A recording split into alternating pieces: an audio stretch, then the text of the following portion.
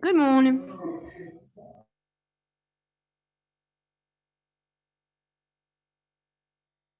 Morning, Ross.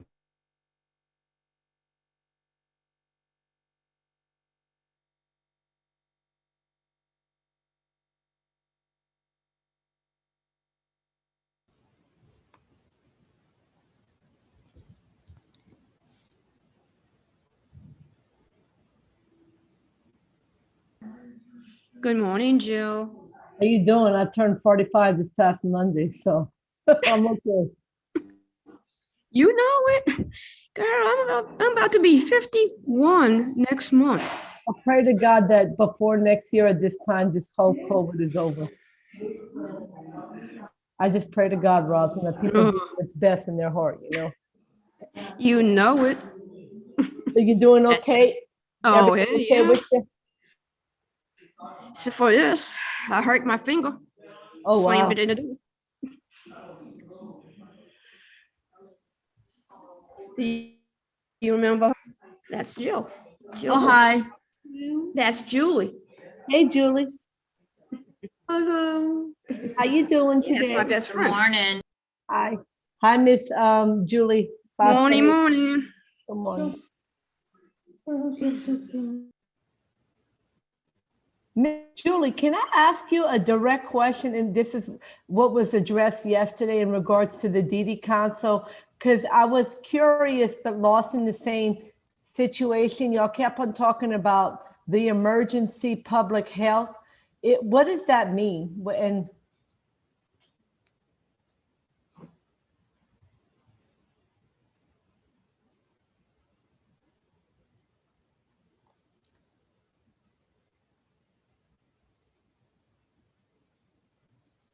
oh yeah, what DD Council is by quarterly.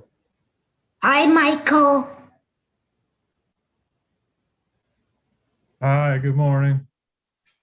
Good morning, Mr. Michael Billings. Good morning, Michael. Morning. How you feeling this morning, Mike? Not good. Yeah, Michael. Not good.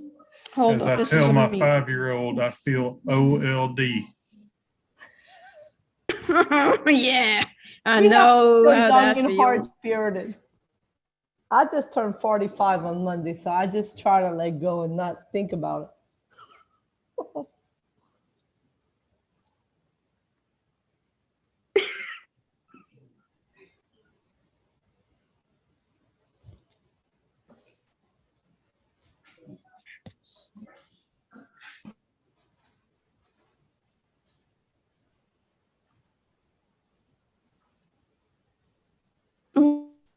Oh.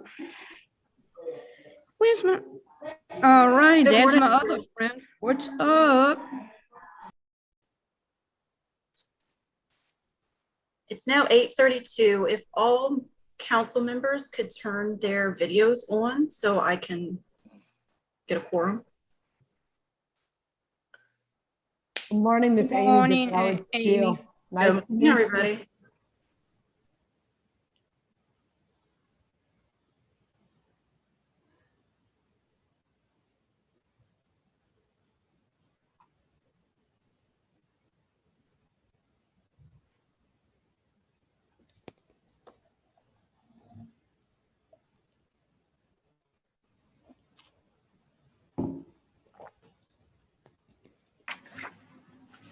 Good morning, Randall Brown. How are you? Good morning. Can you hear me okay? Yeah. All right, great.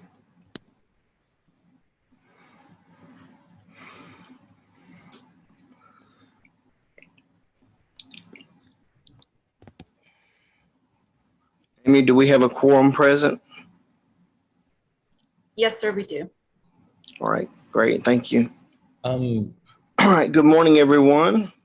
Welcome to the summer quarterly meeting of the Louisiana Developmental Disabilities Council.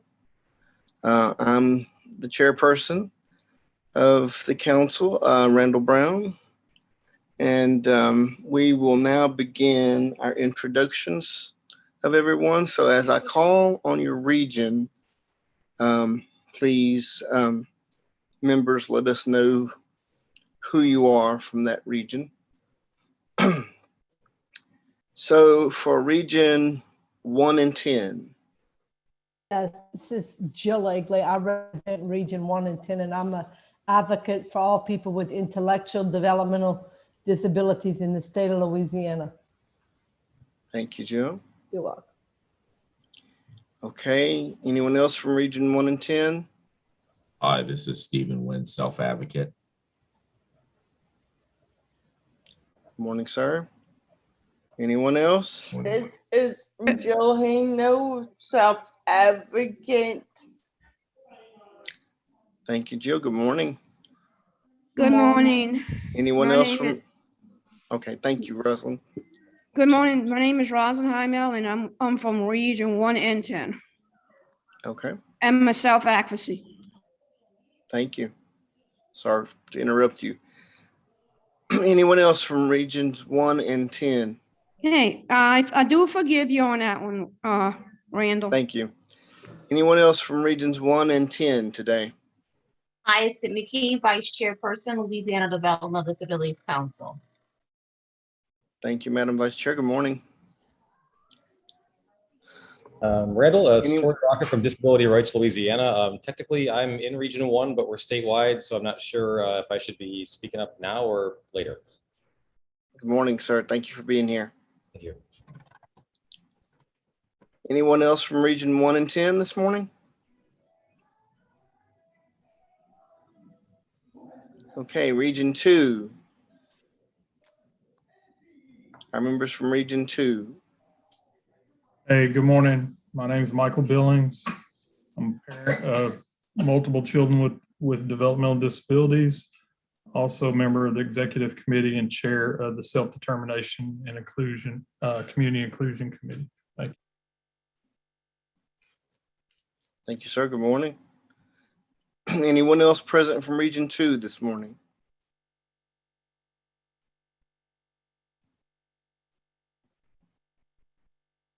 Okay, region 3.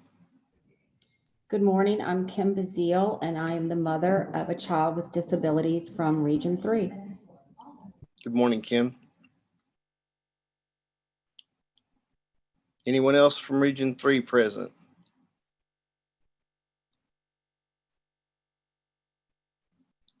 Region 4. Hi, I'm Carmen Setnar. I'm a parent from Region 4. Morning, Carmen. Hello. Anyone I'm else Lillian. from region 4? Sorry, Mr. Chair, I didn't mean to interrupt you. That's okay. So hi, everyone. My name is Lillian Dejean, and I am a self-advocate from Region 4. Thank you. Good morning. Region 5. Any members from region 5? And are there any others from region 4?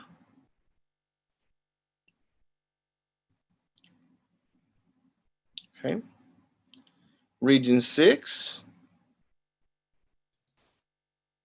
This is Mary Tarver. I'm a parent in Region 6, and I'm the chairperson for the Employment and Education Committee. Thank you, Mary. Good morning.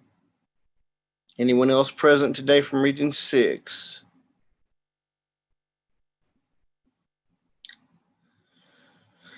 Region 7. Good morning. This is Rashad Bristow, parent of a child with disability and self-advocate. Good morning, sir. I also am representative of Region 7 as well. Are there any other members of Region 7 present?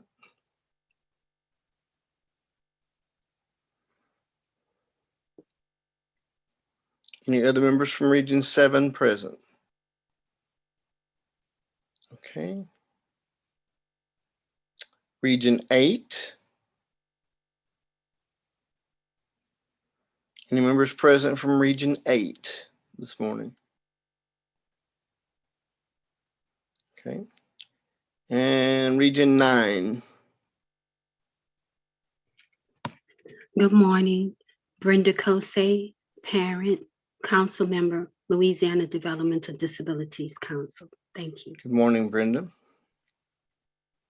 Any other members from Region 9 present today?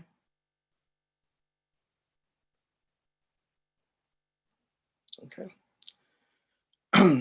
Now, at this point, I'll call on the department representatives who sit on our council. I'll open the floor for you all to give your introductions if you like. So do I have any department representatives present who'd like to begin? Good morning. This is Julie Foster Hagan. I am with the Office for Citizens with Developmental Disabilities and council member. Good morning, Julie. Thank you. Good morning. This is Jen Katzman with Medicaid. How are you? Good morning, Jen. Good morning. This is Melissa Bayham. I'm the Director of Louisiana Rehabilitation Services. Good morning, Melissa. Good morning. I'm Bambi Palazzola. I'm the Director for the Governor's Office of Disability Affairs. Good morning, Bambi. Good morning. I'm Patty Baravecchio. I'm a nurse consultant with the Bureau of Family Health Title V Children and Youth with Special Health Care Needs Program. Good morning, Doctor.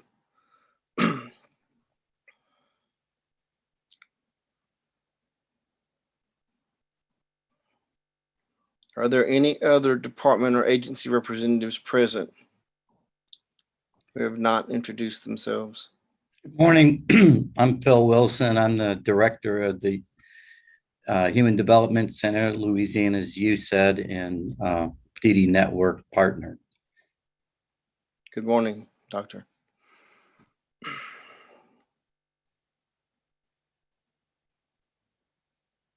Are there any other department representatives present who've not introduced themselves yet? Good morning. This is Meredith Jordan. I am the Director of Special Education at the Louisiana Department of Education. Listening in this morning for a bit. Thank you. Good morning and welcome.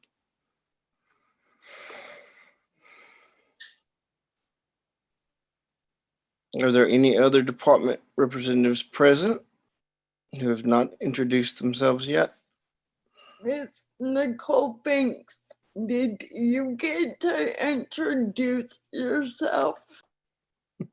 I did. Thank you, Jill. I'm sorry. I was late for the meeting, so I think I missed my region.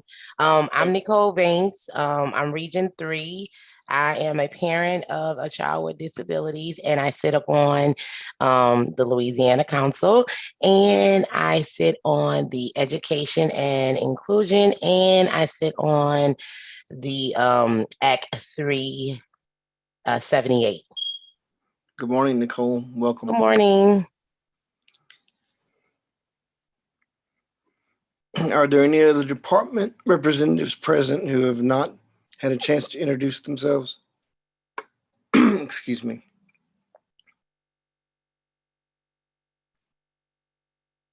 No other department representatives? Is there anyone who joined the meeting late? I've been calling by regions. Is there anyone who's joined the meeting in the last few minutes or so that has not had a chance to introduce themselves? Any other members?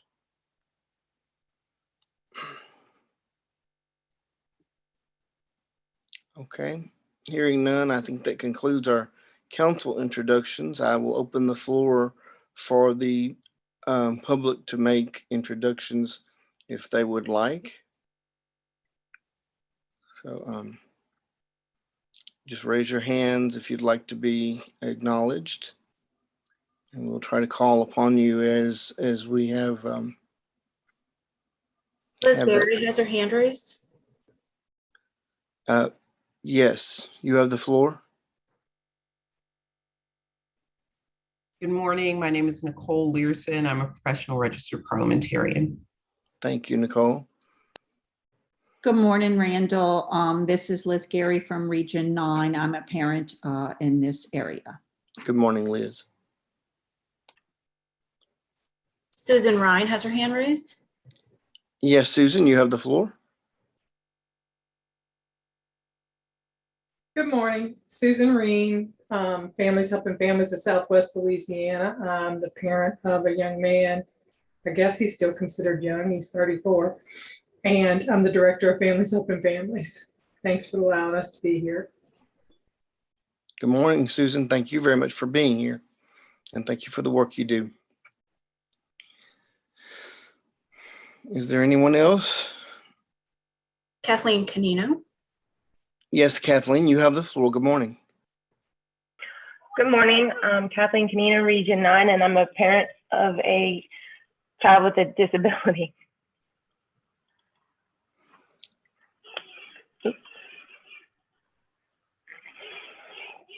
Are there any other of our guests who would like to introduce themselves this morning?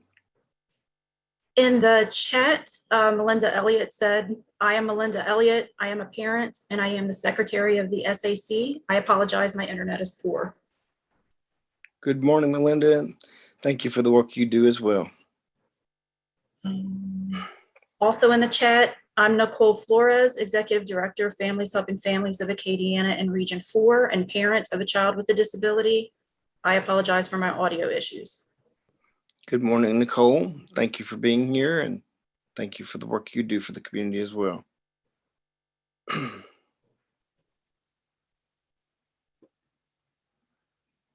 Are there any other members of the public who would like to introduce themselves?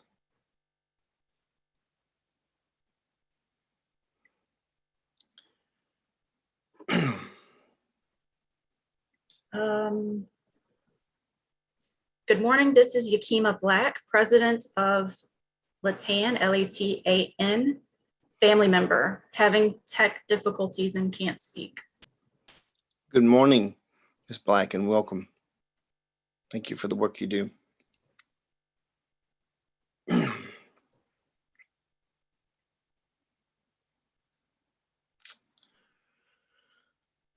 Are there any other members who'd like to introduce themselves of the public?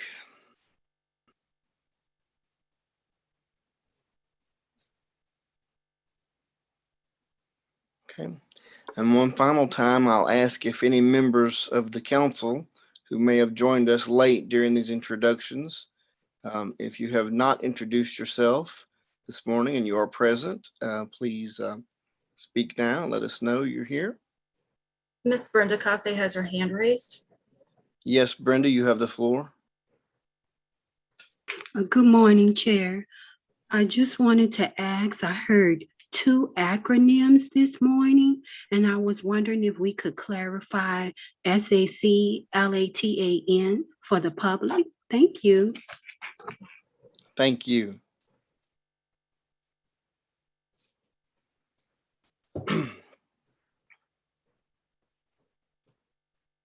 Brenda, your hand is still raised. LATAN is the Louisiana Assistive Technology Access Network. Thank you, Brenton, for that. And thank you, Ms. Black.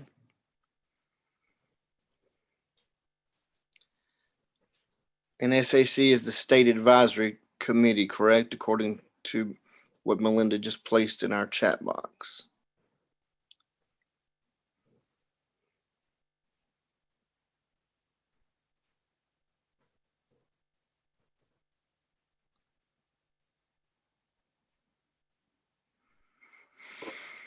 Mr. Chair, in the chat box, hi, my name is Christina Martin. I am the LACAN leader for Regions 1 and 10. Good morning. Hi, Christina, and welcome.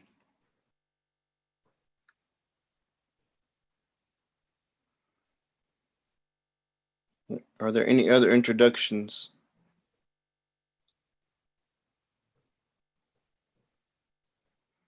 I'm not seeing any. Okay. I believe that concludes our introductions for this morning. And so now we move to, give it a moment, our mission statement and virtual protocols for today's meeting. And so could we place the mission statement up on the screen, staff, please? Yes, sir. And before I read that, I think there's someone in the chat who has introduced themselves. Am I correct? Yes, Yes, they did. I am Bobby Abney. I'm the outreach coordinator for Louisiana Relay. If anyone has trouble communicating on the phone, please let me know and I can point you to some resources. Thank you very much for that offer of assistance and welcome. And I'll be more than glad to help out too, if you need Thank you, Rosalind. me. Okay, so our mission statement for the Louisiana Developmental Disabilities Council is as follows. You see it there listed on our screens. And it says to increase independence, self-determination, productivity, integration, and inclusion for Louisianans with developmental disabilities by engaging in advocacy, capacity building, and systems change.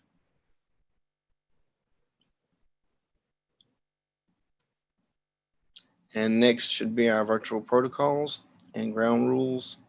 So, all right. And so ground rules now, and then the next thing will be our virtual protocols for today's meeting. So the ground rules are as follows. Members must be recognized by the chair before speaking.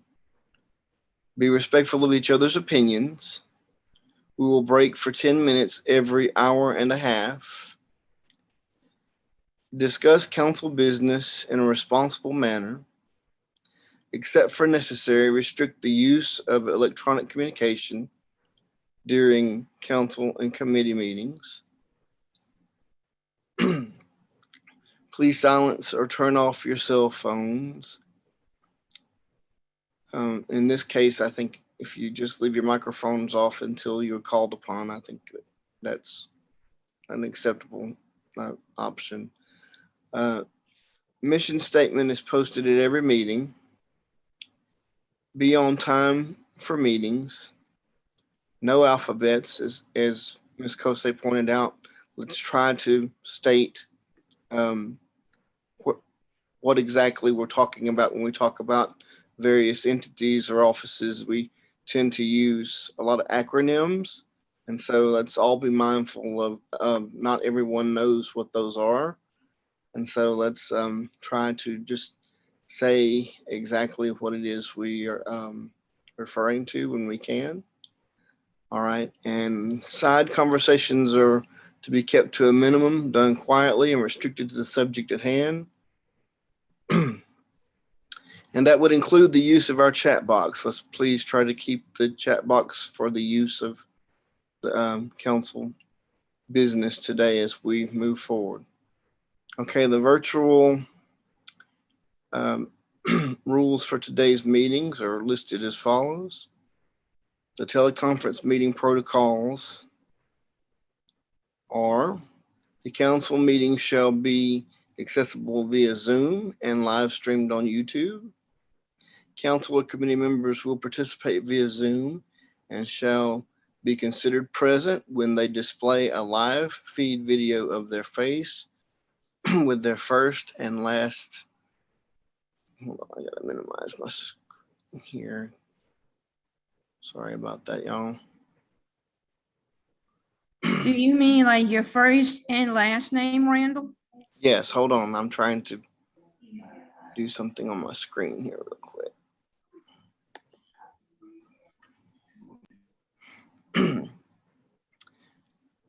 Okay, and so you'll be considered present when you display a live feed video of your face with your first and last name. Have your microphones muted unless called upon by the chairperson. Electronically raise their hand to request the chair recognize them to speak. Once recognized to speak by the chair, your microphone shall be turned on.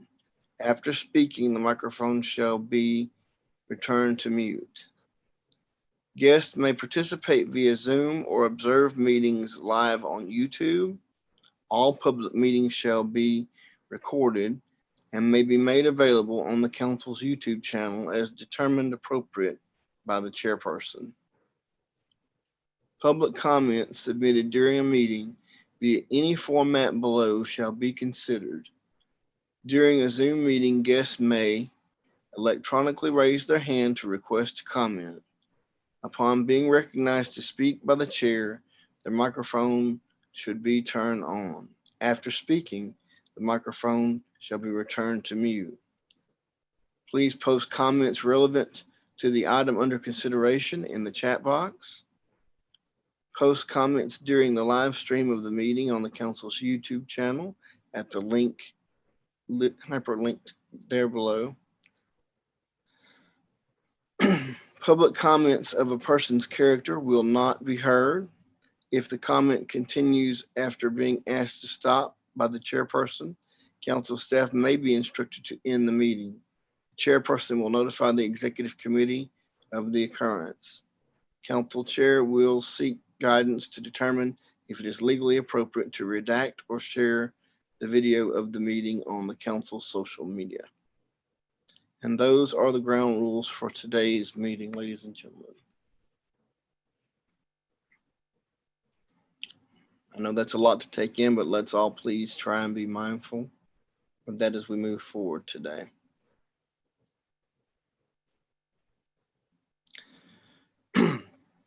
And now we have our conflicts of interest must be identified. No member of the Louisiana Developmental Disabilities Council may cast a vote on any matter that would provide direct financial benefit to the member or otherwise give the appearance of a conflict of interest. So that's a reminder for anyone who feels like they may have a direct financial interest in something that we may be discussing. You can participate in debate on matters, but just abstain from a vote on the matter. When voting, should we vote on a matter that would pertain to you, just feel free to abstain from the vote. Okay, ladies and gentlemen. So now we move to our next order of business, and that is the approval of the April 2021 meeting summary. It was sent to you all in your packets. So you've had some time, hopefully, to review that. I'll give a few moments for review now, and I'll say that I'll give a few moments and then I'll come back on, and if I have no objections, it will be approved by unanimous consent. So right now, I'll give a few moments for everyone to review the April 2021 meeting summary.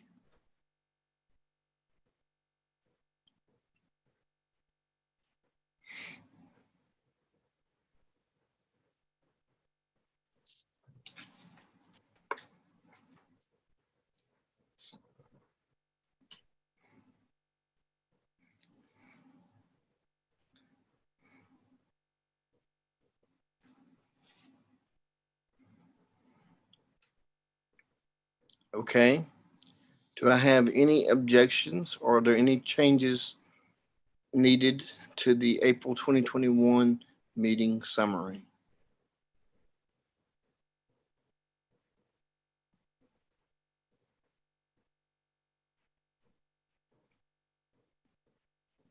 And one last time, are there any changes needed, or are there any objections to the April 2021 meeting summary?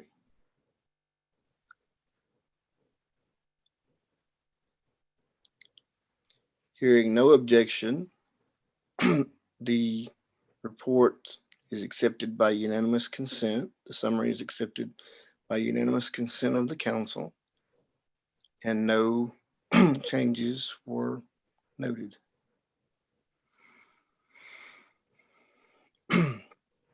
Next is my report to you. I did not include it in the packet because it is relatively short.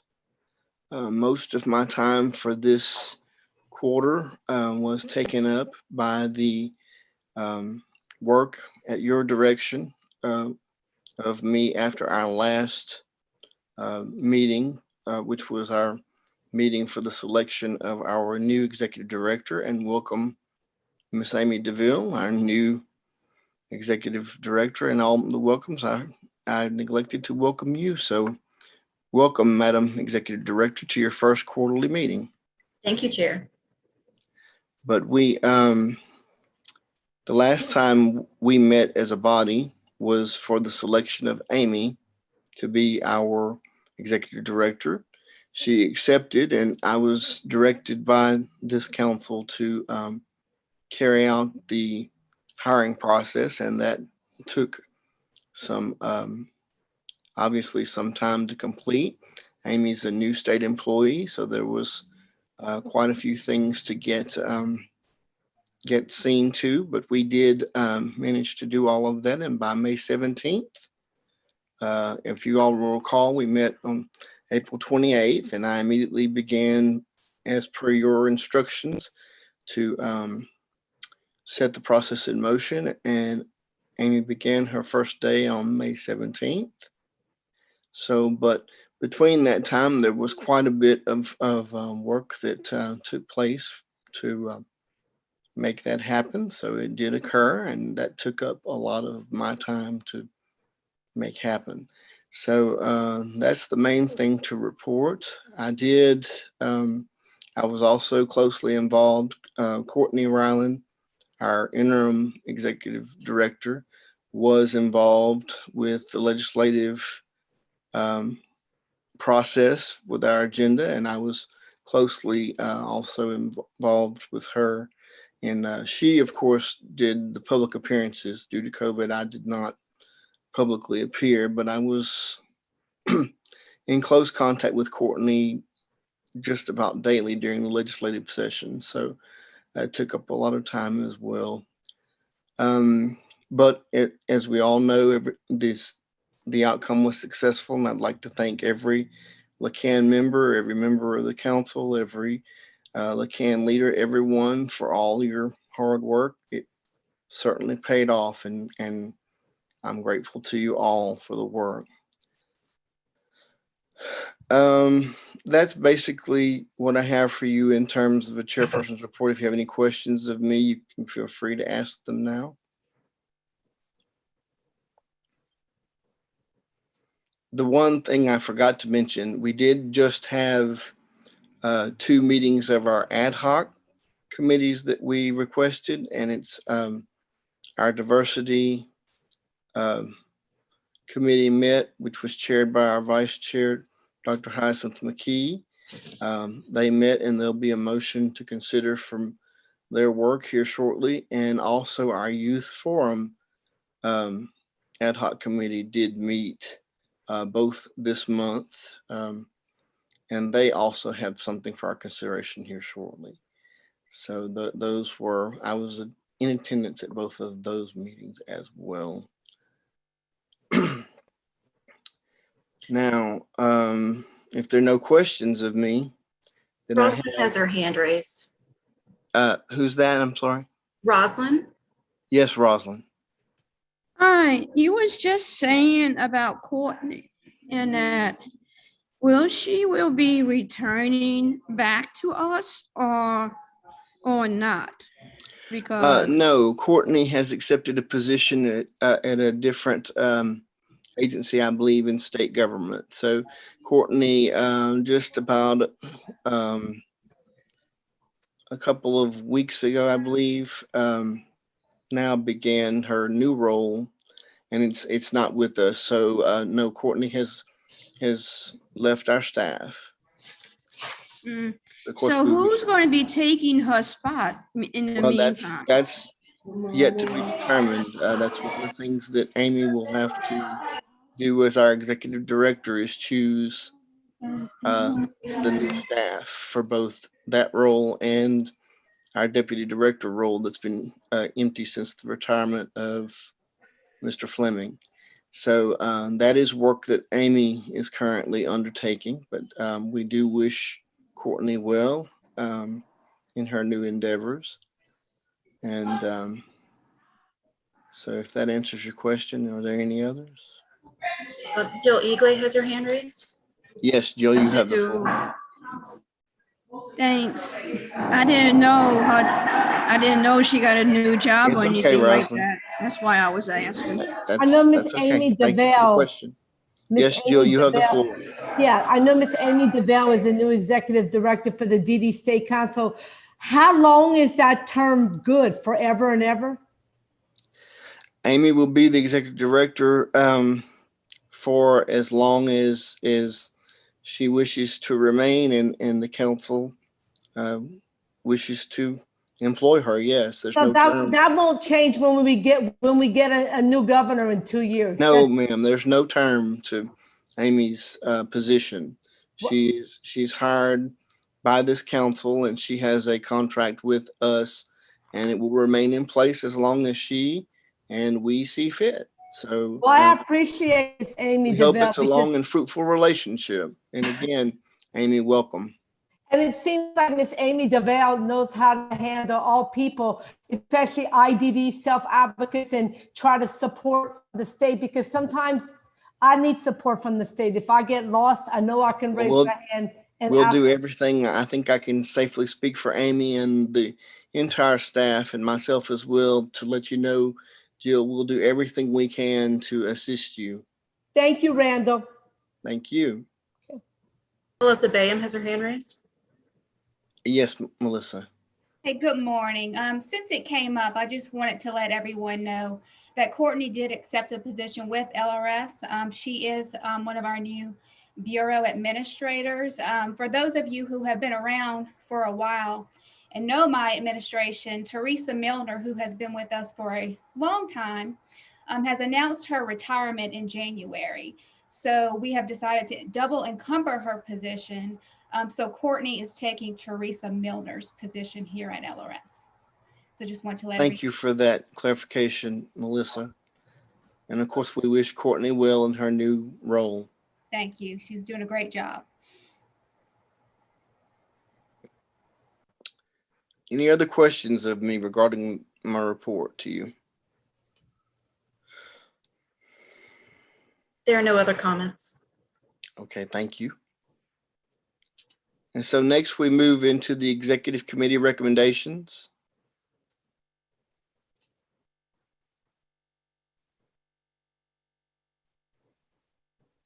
And do we have those ready to put up on the screen, Amy? Yes, sir. Let's see.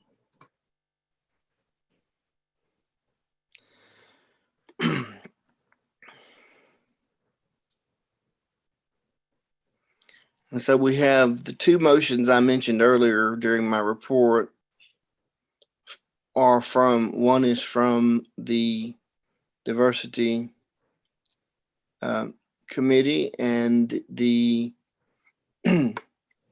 they gave us a mission statement, if you will, of what they would like to achieve, because of course the ad hoc committee we formed was very broad, and we so when they met, they saw fit to give the executive committee reviewed it, to give us the mission statement of what they wish to do in their work. And here you see it on the screen. It passed unanimously out of your executive committee yesterday. And your approval is needed today. Council approval is needed for this today. And it's the motion, again, from the committee, is for the diversity committee to recommend for the council to expand the purpose of the committee to the following: make recommendations to the executive committee for consideration regarding addressing all emerging issues with regard to diversity, equity, and inclusion, meeting on an as-needed basis. And I believe they asked to meet quarterly for the next few quarters so they could begin to address some emerging issues related to these topics. And so that will take place once we approve this motion as long as they and the chair of the council see fit. And so addressing all emerging issues with regard to diversity, equity, inclusion, meeting on an as-needed basis. Supporting advocacy efforts for diversity, equity, and inclusion to enhance cultural competence and create an overall inclusive culture for people of color, ethnicity, gender identity, sexual identity and orientation, religion, and diverse language speakers. Establishing, implementing, and revising, as well as revisiting policies that promote diversity, equity, and inclusion that are aligned with the Developmental Disabilities Act. Adapting to diversity and embedding an institutionalized knowledge of diversity, equitable practices, inclusive of cultural competence and cultural humility in council policies, procedures, and practices. And dedicating resources to policies, structures, practices, and procedures to support the committee in the mission and work of the council. And again, this motion unanimously passed through your executive committee at yesterday's meeting. And it's now, we don't need a second. It's coming from your committee. And so it's now on the floor for your consideration for passage.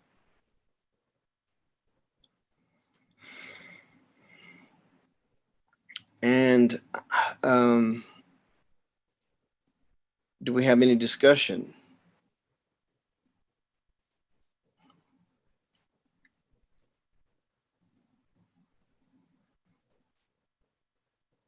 Any comment? There's nothing in the chat and no hands are raised. Okay. Hearing no discussion, I'll call for a vote. Is there anyone who abstains?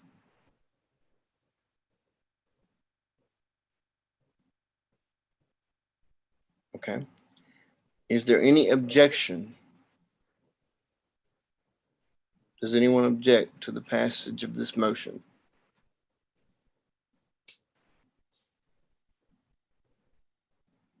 Hearing no objection, motion carries. Thank you, ladies and gentlemen. Passes unanimously. The next item for your consideration from the executive committee is a motion was made by your Youth Leadership Forum ad hoc committee. It also passed unanimously yesterday out of your executive committee.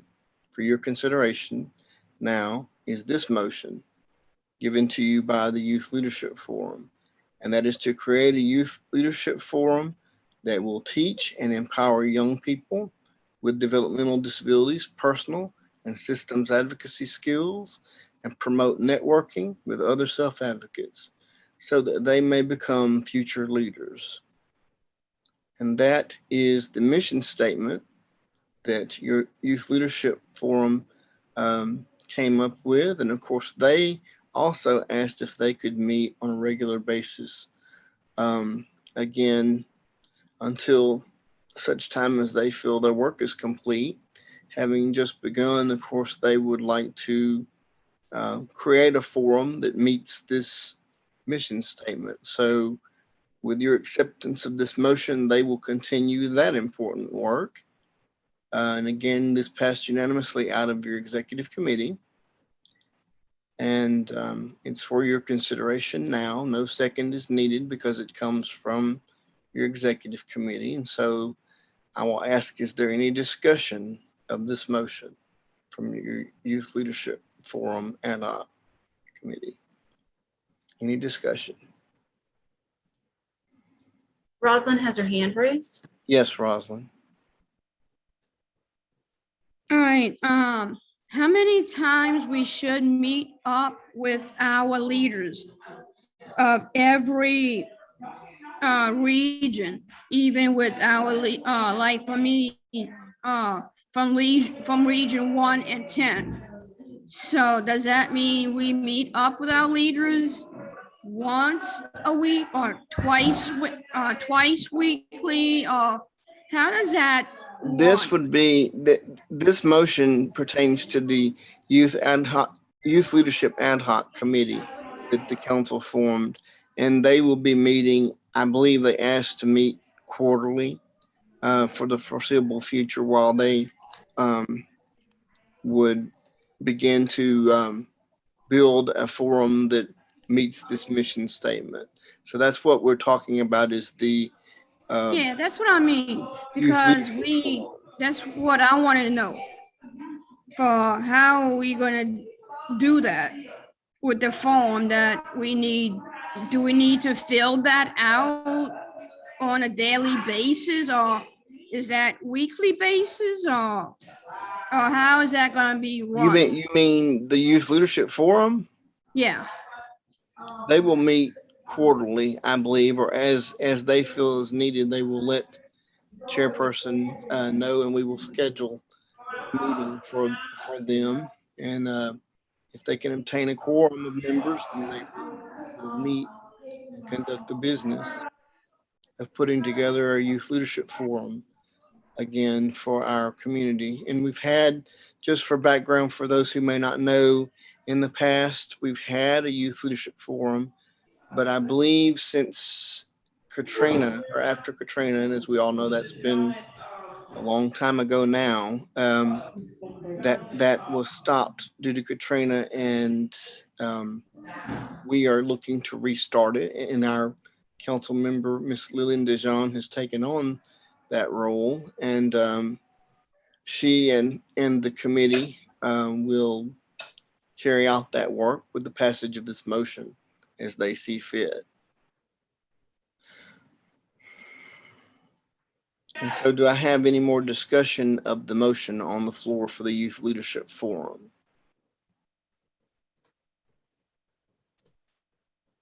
Any more discussion? There's nothing in chat. Okay. Any comments? Hearing none, I will call for a vote. Again, we don't need a second because this comes out of your executive committee. And so does anyone abstain from the passage of this motion or the vote on this motion? excuse me for a second, Randall. For me, Yes, Rosalind. I'm gonna be switching from the group home to campus, so I'm gonna lose connection. Okay. Thank you for letting us know, Rosalind.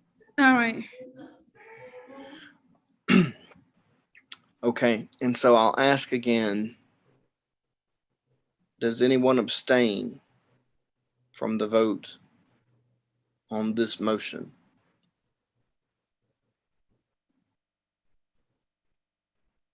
Hearing none, are there any objections to this motion? Are there any objections? Does anyone object to this motion?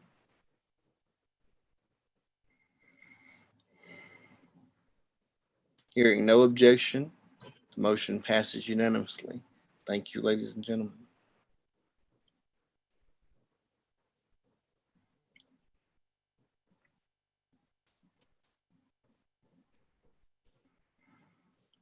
Okay, I believe those were the only motions to come out of executive committee this past meeting. And so I think we can now move into our next phase, which is the adoption of the council's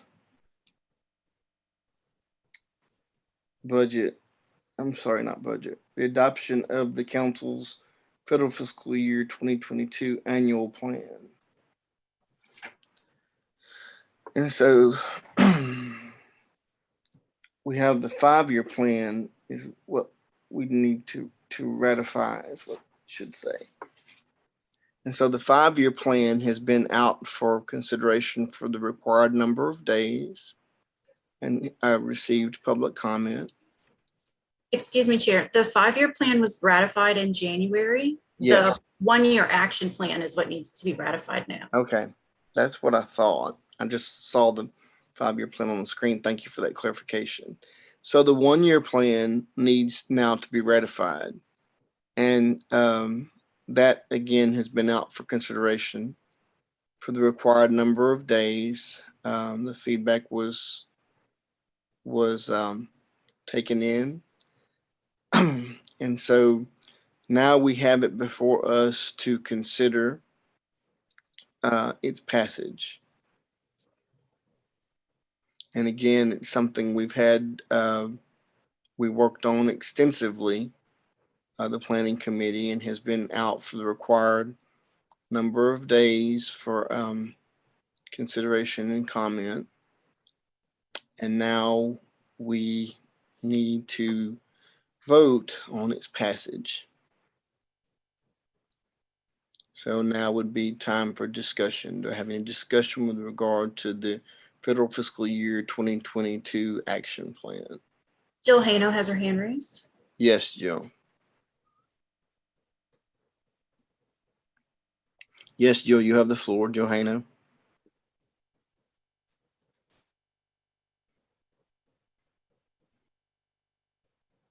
I think in my packet I got the activities for FFY 21 because it says ratifying to September 5th, 2020. Unless, but I should have that, correct? That's on the screen. Correct. Correct. We're talking about what's on the screen. Now, we began the work on the plan in 2020. And so maybe you have some paperwork from that planning committee perhaps, but the plan is as you see it now on the screen. Let me get on the website. Sorry. It's okay. Okay. I'll fit it. All right. Do I have any questions with regard to the 2022 action plan?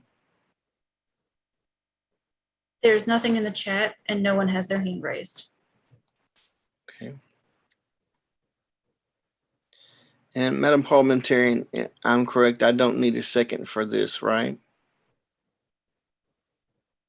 Does this come out of committee as well? Yes. Then you're correct. Okay. And so now I'll call for a vote on the passage of the federal fiscal year 2022 action plan.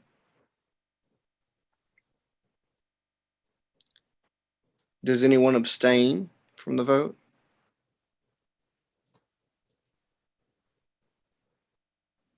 Do I have anyone abstaining? Is there any objection? Is there any objection to the passage of the federal fiscal year 2022 action plan?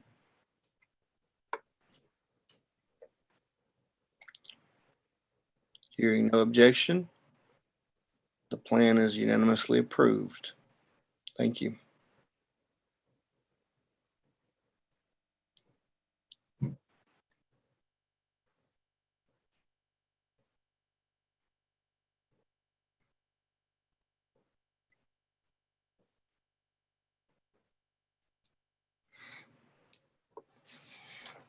Okay, our next item for your consideration is the nomination of new executive committee officers. As you may be aware, the terms of your executive committee are 2-year terms. Well, it's that time again that we have to elect today a new slate of officers for the next 2 years, which would begin, the term will begin October the 1st, but today is normally the time that we would discuss a slate of new officers for the executive committee. I did make every attempt to appoint and seat a nominating committee, which is our general practice. But we made several attempts, Courtney and I, to make that happen, and even had a meeting scheduled for one, but no quorum could be obtained. Multiple times we attempted through doodle polls, as is our practice, to get dates that would work for several people that I asked, and it never quite, like I said, we got to one part where the meeting was scheduled, but we could not obtain a quorum for it even after its scheduling. So ultimately, we, due to everything we had going on, legislative session and the onboarding of our new executive director and departure of our interim, we did not have a nominations committee meet. And so now the protocol would be for us to determine here today as a council nominations for your executive committee officers. And again, that would be your chairperson for the next 2 years, beginning October 1st of 2021. And it would be your vice chairperson and the head of your self-determination and community inclusion committee, as well as the education and employment committee, and ultimately member at large. And I do have to say that Stephen Wynn, who accepted my appointment as your member at large after I became chair upon April's untimely death, as you all may or may not know, I was originally elected your vice chair 2 years ago, and assumed the role of chair upon April's death. And so once I became the chair, it was necessary to appoint a vice chair, and Dr. McKee has accepted and served in that role. And I thank her for that. And also Stephen stepped into the role of member at large for most of the past 2 years as your member at large, but he asked to step down a few weeks ago, and Ms. Johano accepted my appointment, my offer of appointment to be your new member at large for this term until it's completed on October the 1st. And so that is your current slate that we'd have to be deciding on today. For the next 2 years, those are the positions. And so I would call for nominations from the floor because that's procedure at this point for the meeting. Do I have any comments? Bambi Polozola has her hand raised. Yes, Bambi, you have the floor. I apologize. I raised my hand before I put the comment, and thanks, Kim responded with the term dates for our members. I apologize. My audio was low on that. It may be me.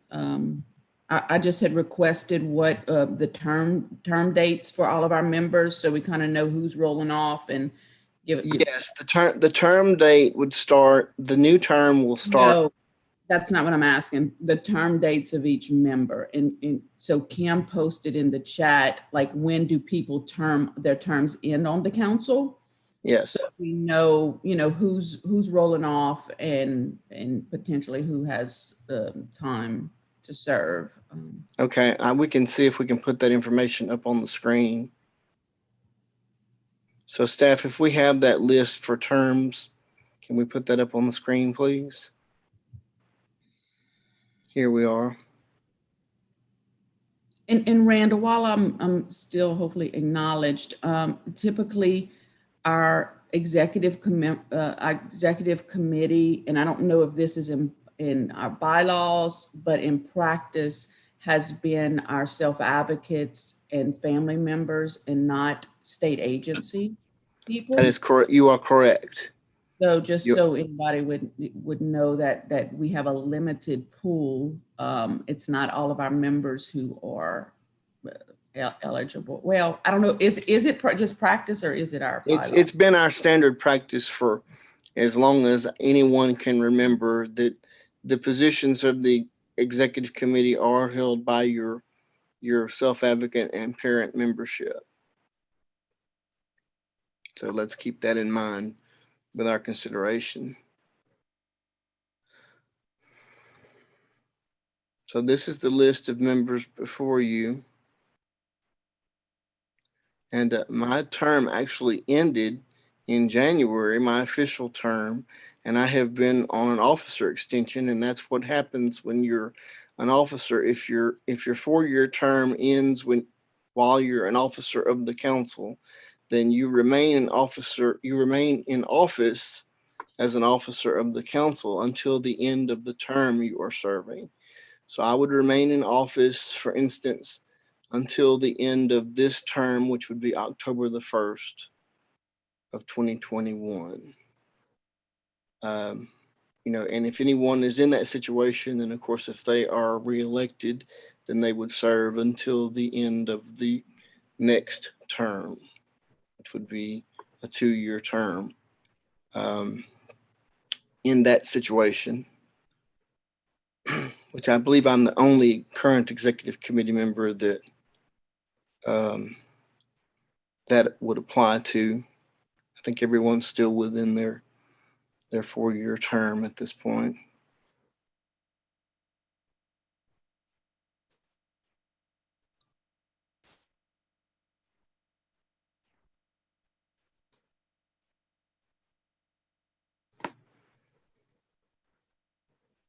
Miss Brenda Coste has her hand raised. Yes, Brenda, you have the floor.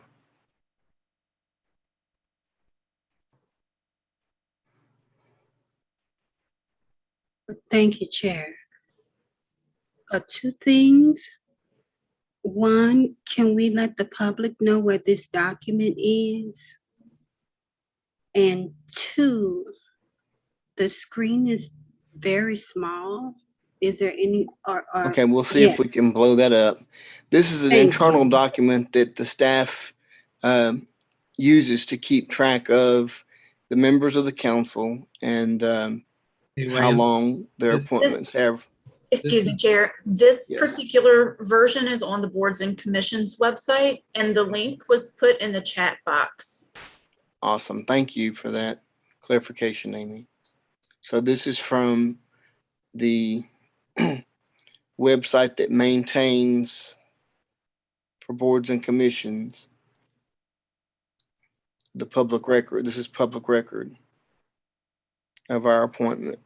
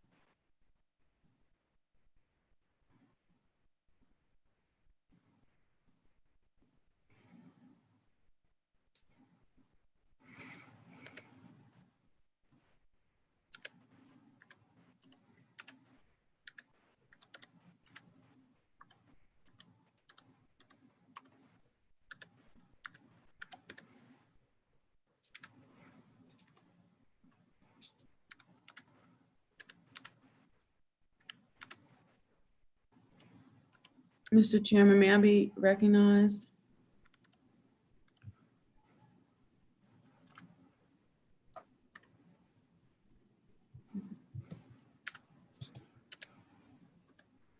Bambi has her hand raised. Yes, you have the floor. So at this point, we're making the nominations, correct? Yes. Okay, so just to open the discussion and just kind of lay everything out that I think everybody who's been involved know. First off, thanks to the executive committee, because this has been a really tough term for everyone. And I feel like we're in a position that maybe we've never been in before. People are just really, really exhausted. And so our people who have been here for a while, over at least this past 2-year term, and even before then, I think I can say this with confidence that people are just really exhausted from everything we've had to go through with the pandemic and the change in staff. And then I also know that we have newer members as well who maybe they don't feel like they have the experience to be in that leadership role. So I feel like we're at a point where we just need to find out like who is interested in doing these roles and who is not, and go from there. That's my recommendation. Nicole Banks has her hand raised. Yes, Nicole.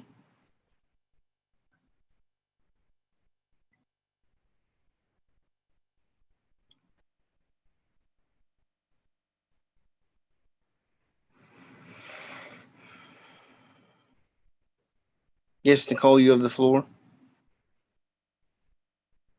And thank you, Bambi. I'm sorry. I think I was muted up on my headset.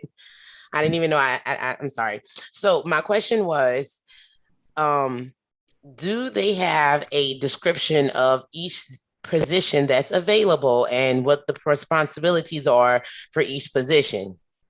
Well, the responsibilities are as like I'm your chair, and so my job is to make sure that I speak for the council on any matter related to council business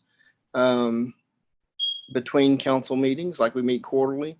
So between those quarterly meetings, I speak for the council publicly on any matter that needs public comment or public input. That's a typical role of your chair. And then also leading your executive committee. I set the agenda for what that executive committee hears and the business it conducts.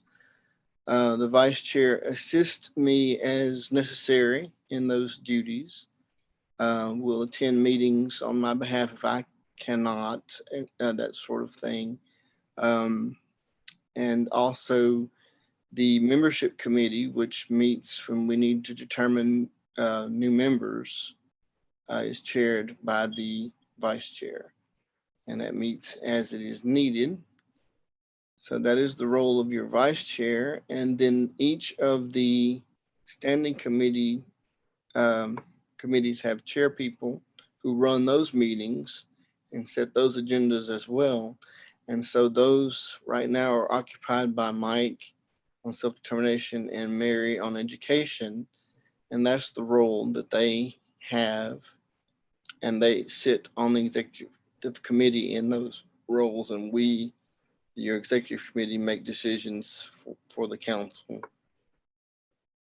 between these council meetings. Oh. And there's a lot of business that goes on between, as you can imagine, between the 3 months when we meet for one day. So these are the positions you entrust to us to conduct. Okay.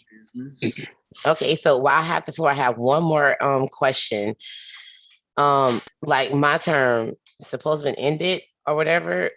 Well, it will soon end, and so you have accepted to be renominated. And so when that membership committee I just spoke about will soon form one. Our term for this executive committee has not yet ended and will not end until October the 1st, when the new committee takes its seat. So we will begin the discussions for who the empty are the members who will be terming out, rolling off the council, and there are quite a few in the coming months. And so we will be considering, a membership committee will be formed very shortly after this meeting, in fact. and time set for them to begin that work of looking at applications, which we've called for, and making recommendations for appointment to those seats. And you have accepted the offer to be renominated for your position, Ms. Banks, and thank you for that. And so when that membership committee meets again soon, your name will be put forth for consideration to remain in your role there for your region. Okay, so with all of that being said, would that stop me if I were to be interested in one of these positions? Would I still be able to You are eligible, nominate? yes. Okay, that was my next Yes. question. I You're think eligible that's to serve if you wish. okay. Okay, so I think that is all that I had, because I see they posted the information, the bylaws, so that we can see it. Yes. Yeah. So we have that, and I'm looking through it now. Thank you. Okay. Ms. Jill Eagley has her hand raised. Yes, Jill. Ms. Jill, you're muted. I know that we all been through a lot with COVID and currently what's going on right now with the Delta. But here's the thing. I don't work, and I know that I have until November of next year. And I got an email saying another vacant or something about doing it again. If I wait a year later, are they going to guarantee me that I'll be able to get back on whomever the new governor is? Because I really want to make a difference. I mean, April Dunn was a close friend, and I'll never forget her legacy, but I really want to make a difference in the state of Louisiana so all people with developmental disabilities lives are equal no matter what. I really want to make a difference no matter what I do. Thank you, Jill. I understand and appreciate your passion very much. Your term will not conclude until more than a year from now. Okay. So I think you will be a valued member up until, if not beyond, a little bit beyond November of next year. And so I think you have a long time to be a valued voice and member for our council. And upon the Thank you. expiration of your current term, I can't speak to if you'd be reappointed. That would be ultimately up to the governor. And so, that would be something we look at closer to time of your appointment expiring, and that's more than a year away. And so I think at this point, your continued service as a valued member is very much appreciated. Thank you. Well, I appreciate you, Randall. And the final, next month, if things die down, what's currently going on right now, are we going to be able to meet in person at the hotel in Baton Rouge? Or you won't know until it gets closer to We Labor won't know until we get closer to that time frame, because we're still under the public health emergency issued by the governor, and that allows us to meet virtually. And due to the fact that COVID is still a major emerging threat, we have to take that into consideration, and so seriously. And so we won't know for sure about the October meeting for a little while longer. But I can say if the trends that we are currently seeing continue, I would think that we would probably meet virtually in October as well, because as everyone I'm sure knows, if you've watched any news, our vaccination rates are extremely low, and that's a concern. And also our hospitalizations of people who are ill with COVID seem to be rising. There's shortage. I mean, I get the news, and to be honest, I don't dwell on the news, and I understand. And so, but to not get too deep into all of that, as long as we have the public health emergency that the governor has put in effect, we will meet virtually. And so, as long as that is ongoing, then we are in the virtual environment. And as soon as that ends, then we will begin And we've already instructed the staff at the last quarterly meeting to begin the process, which takes time to get those contracts reinstated or form new contracts for us to be able to meet publicly. And so that work will happen. We just don't know exactly when. But I can assure you, as soon as we are able, we will comply with the law and we will meet publicly. And you guys will notify us, you and the DD Council staff will let everybody know when it gets closer. Right, I didn't quite catch that last statement, Jim. You guys will notify us. Yes, you'll be notified. Okay, thank you, As soon as Randall. we know, you'll know. Okay. Brenda Coste has her hand raised. Miss Brenda, are you able to turn your video on so we can see you? My video is on. Okay. Yes, Miss Brenda, you have the floor. Oh, good morning. The document has changed on the screen from what I can see. It's now like a black background and some names and column area is highlighted. Right, I believe the staff has taken the liberty to highlight the members, correct me if I'm wrong, staff, the members who are self-advocate and parent advocates, which these would be the people who would be eligible due to our longstanding practice of nominating people to serve who are from our self-advocate and parent population of our membership. So I believe the staff has taken the liberty to highlight who those members are and their terms as they are listed here on the website. The highlighted people are the members who expire this year. Oh, I'm sorry this year. for that correction. So these would be the members who expire. Yes. I was confused simply because most of these that I'm seeing on the screen are parent or self-advocates, so my apologies. Well, so these would be the people whose so terms Miss Banks' term is expiring, but she's been offered. she has been another offered opportunity, and so that's why wishes she's to not highlighted. wishes to my apologies. I'm not sure why, but Miss Banks has been offered the opportunity to reapply for appointment, and she has accepted that. And she, so everyone's aware, she filled April's unexpired term, and that is April's term that she is finishing there, and April's term would be ending or would have ended in May, except she would be in the position I'm now in where you would remain until the end of the executive committee term, which would be October the 1st. But in Nicole's case, she's filling April's 4-year term with a remainder. And she has expressed interest in remaining in that role. And so she would be put forth when the membership committee meets for consideration to do so. Chair, I understand that. My question is, the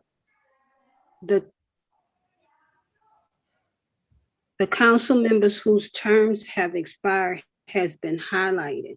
Ms. Yes. Banks' term has expired, but her name is not highlighted. Is that because she has been offered the opportunity to continue serving? We have to ask the staff that question. They did the highlighting. And who made the offer? I'm sorry, I didn't catch that last question.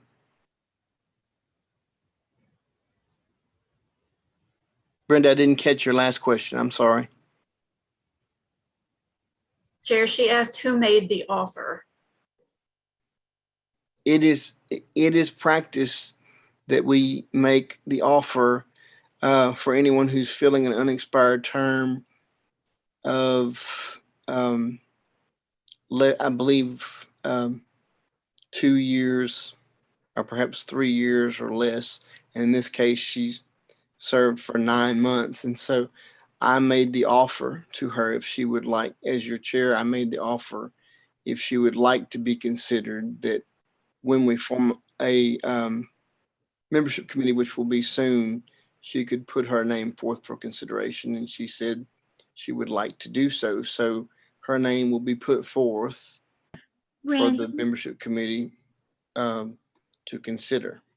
Randall, this is Hannah. If I may, I believe that if someone is taking over another person's position, if it's under a year, then they're automatically up for reappointment. Thank you. Thank you for that. I didn't realize that. Thank you. So No. as we can see, she's under a year. She has 9 months, so we automatically offered, but I did reach out. Courtney had asked me, so I apologize for the confusion. Courtney had asked me to reach out and ask, and so I did reach out and ask her, and she did indicate she's interested in consideration for reappointment. So I apologize for that confusion. But thank you for that clarification, Hannah.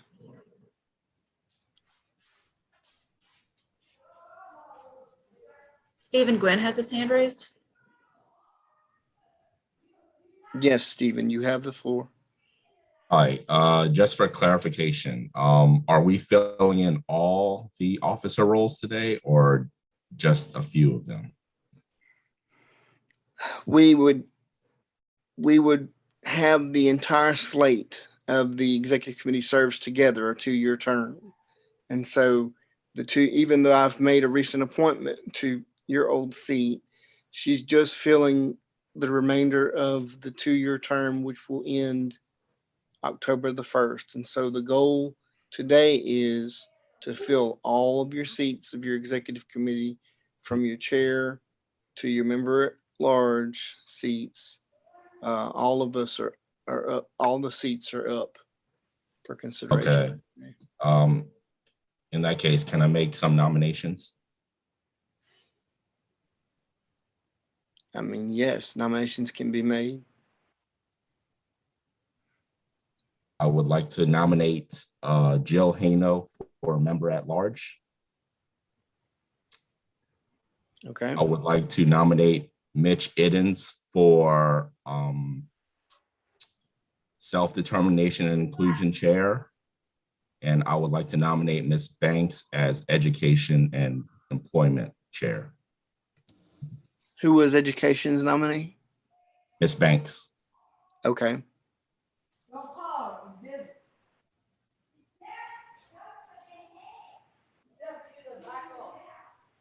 So we already have some nominations. We have any further nominations? Rosalind has her hand raised. Yes, Rosalind. I have at least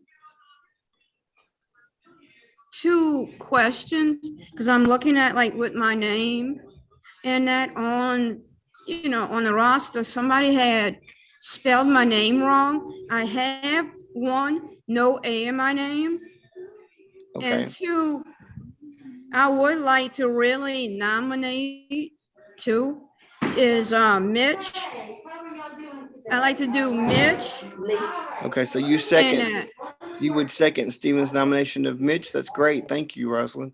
And we'll make sure that your spelling is, they're notified of your spelling error there they've made and correct it for you. And that there are technically no seconds needed for nominations. I'm just saying that you agree with Stephen's nomination of Mitch for self-determination chairperson. All right, but also too, could I also reply again before my term is up? Well, that will happen when your term has expired. It will have to be looked at. If you've served a full 4-year term, then it wouldn't be possible to be reappointed. We serve 4 years total at a time.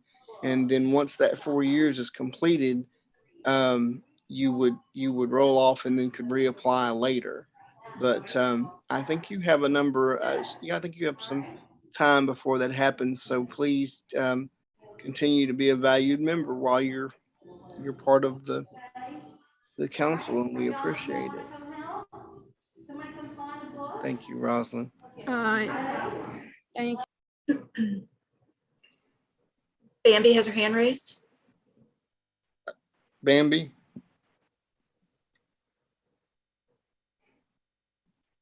Do I have that right? It's Bambi? Yes.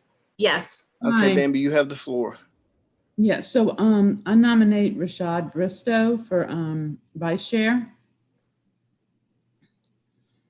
And if I can also, I don't know who wants to take on the enormous responsibility of being chair. So I don't know how we're going to get to that point, but we might need a process to figure out who is actually willing to take on that role. Okay. So let's start with chairperson, because that's the most important. And as Bambi has made a nomination for chairperson, repeat that nomination, Bambi. Who did you nominate? Rashad? Rashad Bristow. Okay. Mr. Chair, if I could just ask, those of you who have raised your hand and had your question answered, could you please lower your hand? There is one comment in the chat from Mitchell Iddens, who says, with all due respect, I appreciate nominations for me to serve as a self-determination committee chair, but I am unable to fulfill those duties at this time.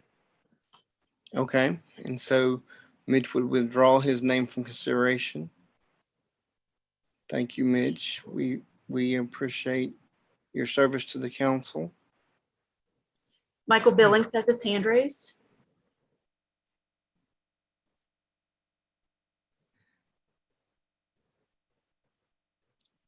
I'm sorry, say that again. Michael Billings. Mike, you have the floor, sir. Thank you. I would like to nominate Dr. Hyacinth McGee as chairperson and Rashad Bristow as vice chair and Jill Hanno as member at large. Okay, we have those nominations for Dr. McKee for chair, Rashad Bristow for vice chair, and for Jill as member at large. Jill Hanno has her hand raised. Yes, Jill, you have the floor. Okay.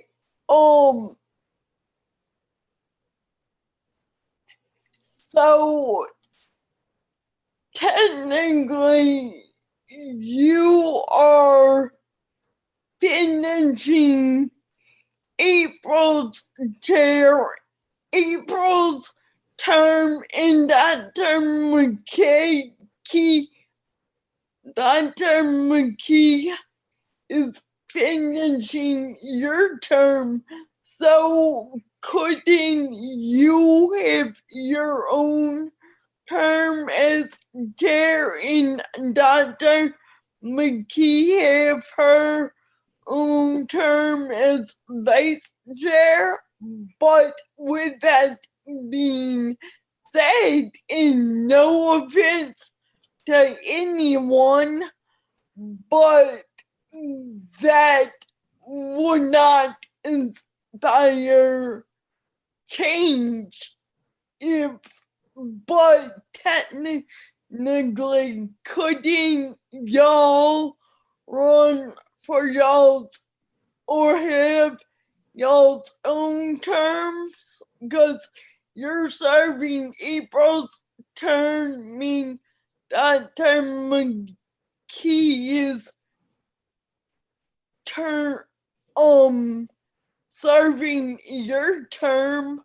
You're correct. We're filling an unexpired term, and so we could be considered today. And before I move forward on my response to that, If I may, I'm going to let Dr. McKee, who's asked me to speak, I'm going to let Dr. McKee have her say. And so, Dr. McKee, you have the floor.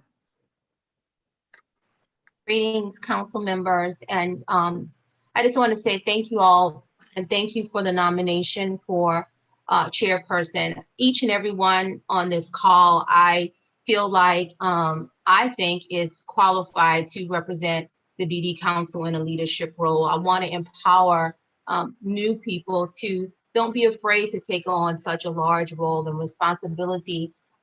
There is so much to do and so much work to do, and what you contribute in your voice really matters.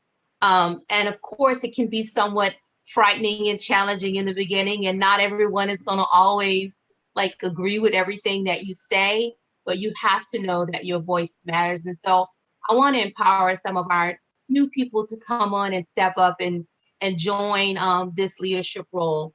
I am so appreciative of the nomination, because it says that you guys really believe in my capabilities to lead you all, but I am not able to fulfill such a huge task as the chair of the LADDC at this time.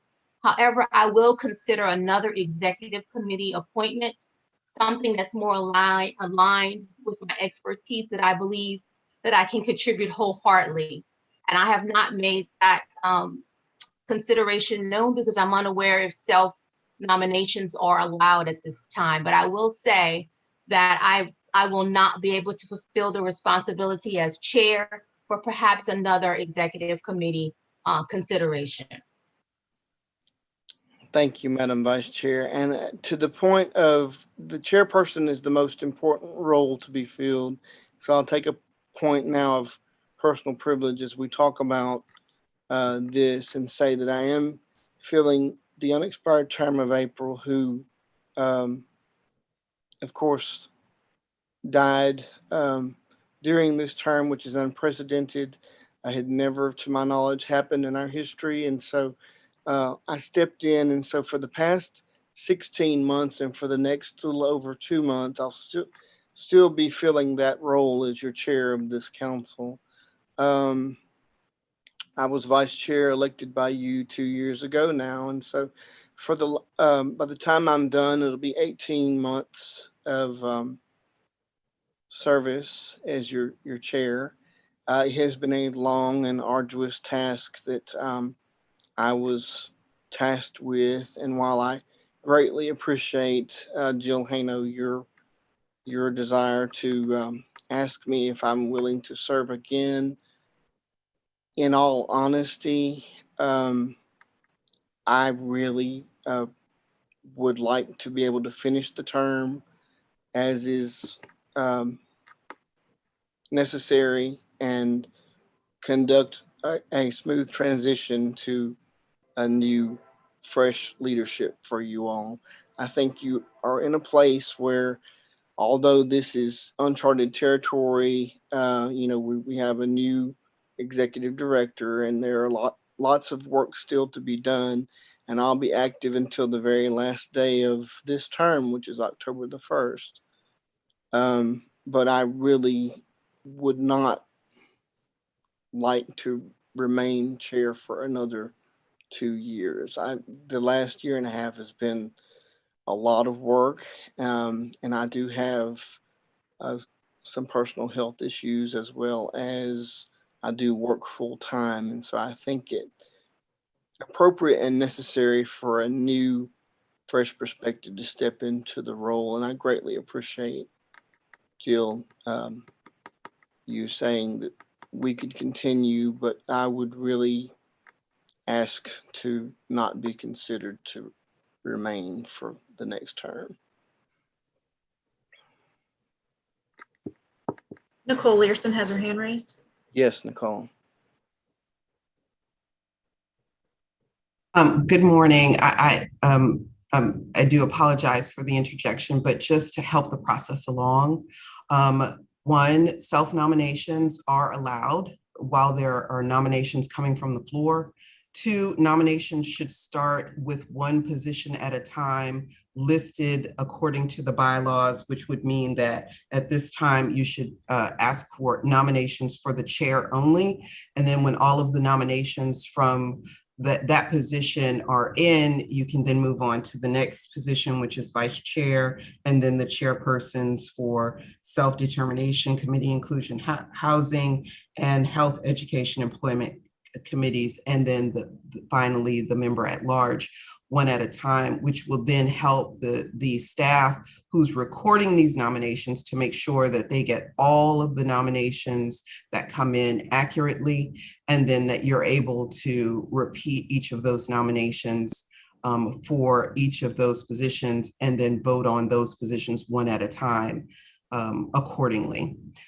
And finally, with the nominations coming in, again, once the person is nominated, you can then give an allowance for that individual at the time that they are nominated for that one position to then accept the nomination or decline it. Okay. Thank you. Thank you very much for that clarification, Madam Parliamentarian. We needed it. Okay. And so let's begin with the chair position. And so do we have any formal nominations for the position of chair of the council? Jill Eagley has her hand raised. Yes, Jill.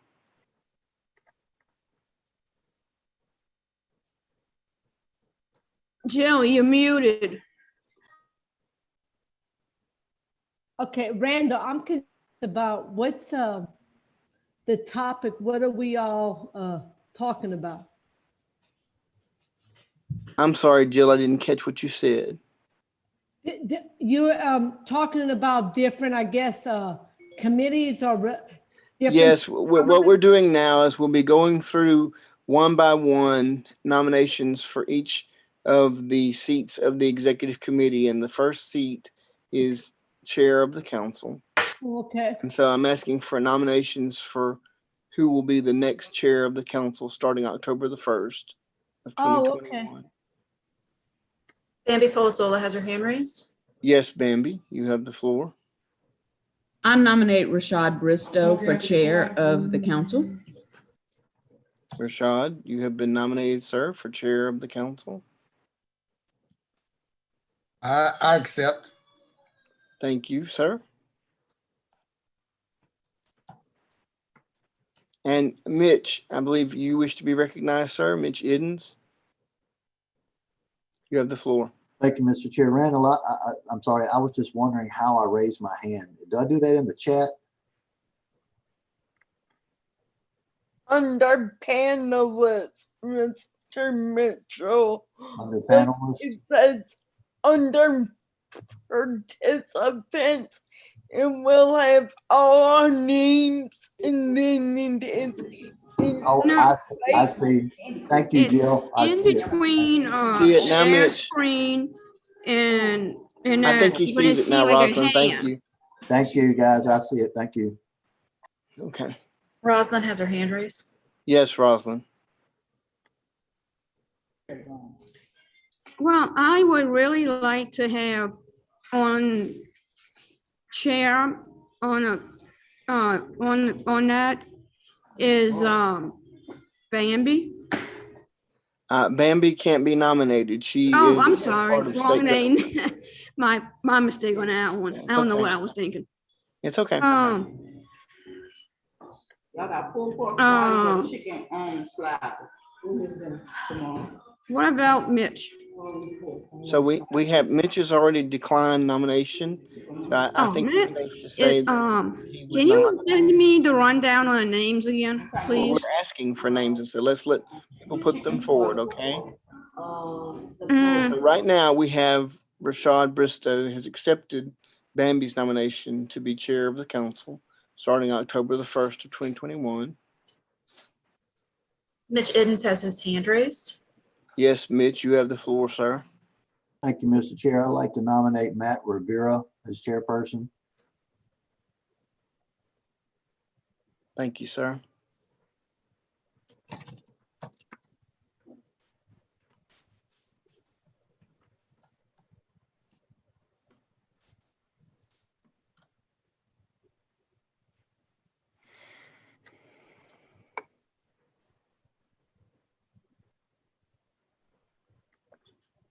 Are there any other nominations for chair of the council?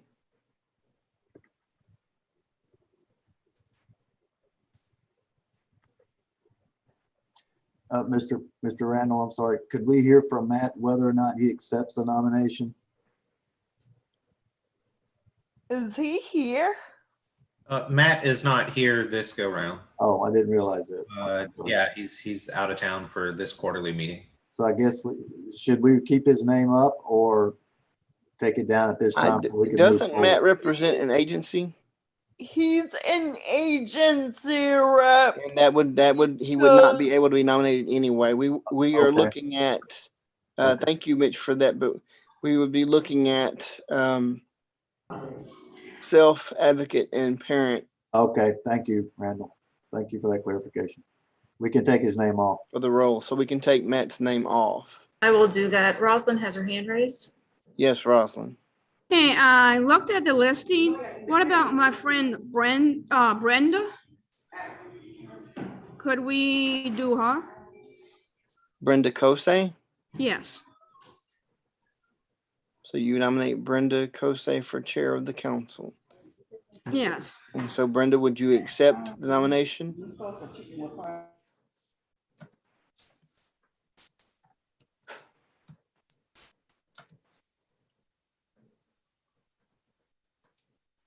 Brenda has her hand raised. Yes, Brenda, you have the floor.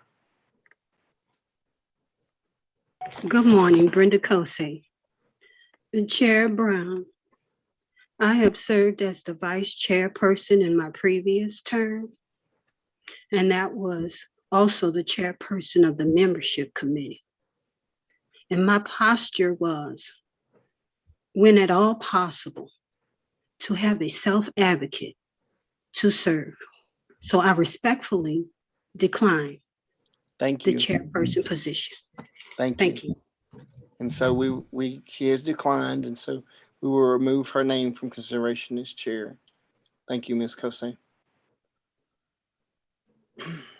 Mitchell Eden still has his hand raised. I'm not sure. Yes, Mitch, you have the floor, sir.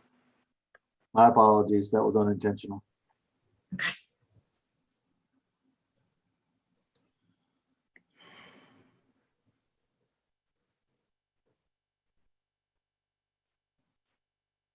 Are there any other nominations for chair of the council?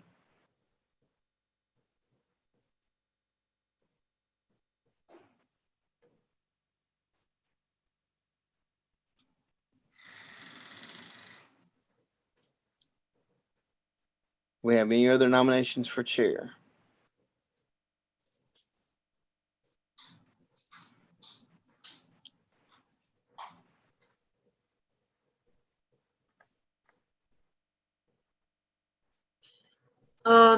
In the chat group, there was discussion about whether Matt Rivera is not eligible due to agency affiliation. Hannah said he represents a nonprofit. Bambi said that's incorrect. Jill Hano asked her to clarify, and Bambi says Matt represents a nonprofit and that she was an officer when she was a nonprofit rep on the council, as well as others who are in the nonprofit role. I'm sorry, Amy, I didn't catch that last part of what you said. Bambi said Matt represents a nonprofit and that she was an officer when she was the nonprofit rep on the council, as well as others who were in the nonprofit role. Okay, so Matthew is eligible then to be nominated. Mitch Edens had his hand raised. Mitch, you have the floor, sir. Can we move forward with his nomination if he's not present to accept or decline? My apologies, sir. My audio is terrible. Could you repeat that? I said, can we move forward with Matt's nomination if he's not present to accept or decline? He's not present, but I believe he can still be nominated. Correct, Ms. Learson? He can be nominated, and if there's a reasonable way to contact him to find out if he accepts, so that when you vote at a later time, he can move into that role if he's he's voted in, you need to do so, or you should do so. Does anyone know how to contact Matt at this time? Make a call to him or something? I'll ask the staff, do we have a way to contact Mr. Yeah, Rivera? thank you, Kendall. Thank you, sir. Yes, we have a phone number we can contact him at. Could we attempt to do so? Yes, we can.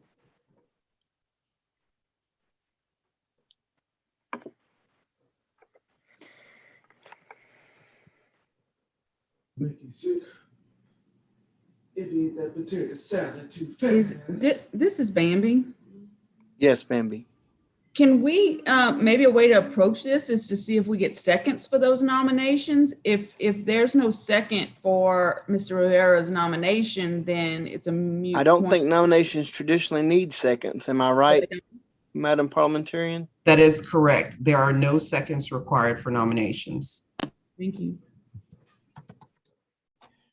This is Phil. Yes, Phil, you have the floor, sir. I'm just kind of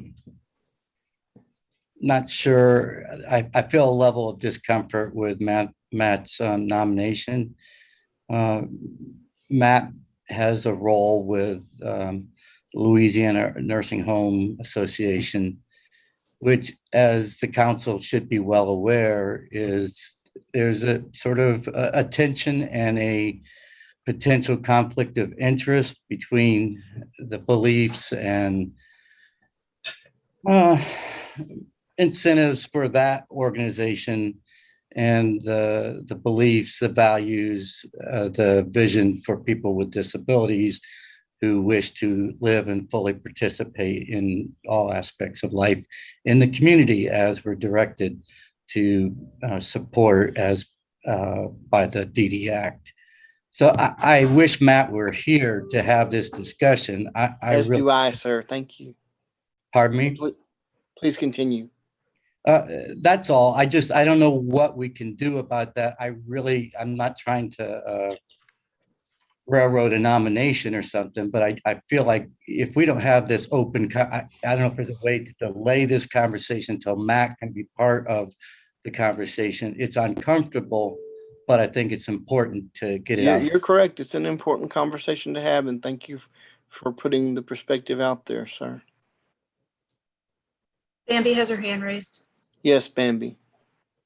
I agree with Phil. I'm glad that Matt is on our council. I think he's a great person, represents our community well. But just like there's an inherent conflict for us who are state agency people, because we have obligations from our employment. I think that while Matt's position as a nonprofit, the position of nonprofit can be representative, can be an officer because of other affiliations that wouldn't necessarily be an appropriate nomination for or the best nomination for the council. Thank you, Bambi.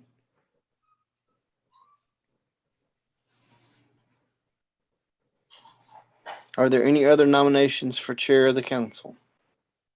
Rosalind has her hand raised. Yes, Rosalind. Well, this is what I want to know. If you are not, a functionable with a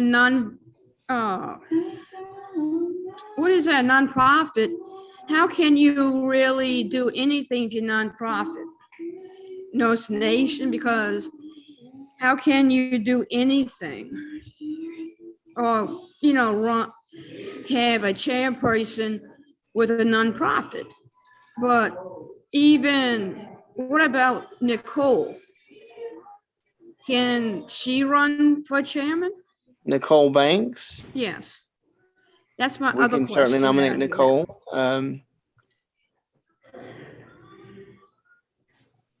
Ms. Nicole Banks is nominated by Rosalind. Nicole, do you accept the nomination?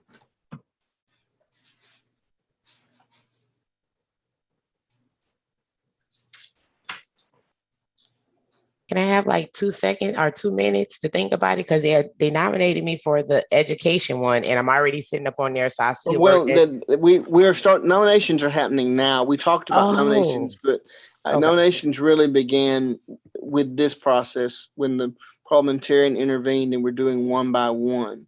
So if you, I do want to say, we do have all the other positions on the council to fill. So it's not just that we need a chairperson. You need a vice chairperson. You're going to need heads of both your standing committees, your self-determination and education committees. You're going to need a member at large. And so those nominations are to come after we conclude the nominations for chair. And so, Nicole, if you do not wish to be considered for chair, you can simply decline Rosalind's nomination and accept a nomination later, if you so choose. I'd accept the it. Other seats when we come up for nominations for the other positions. I'll accept it. So you accept the nomination for chair. And so Nicole Banks is accepted. Bambi has her hand raised. Yes, Bambi. You have the floor. I think it was a mistake. Okay. And Amy, are we attempting to contact Matt? An attempt is being made. I believe he is on vacation though, so we may not be able to. Oh, okay. So that may not occur. Okay. I withdraw my nomination, Randall. You withdraw your nomination, is that correct, Mitch? Yes, sir. Okay. Thank you. So Mitch has withdrawn his nomination of Mr. Rivera for chair. So at present, we have the nominations of Mr. Rashad Bristow and Miss Nicole Banks, as Brenda has declined nomination.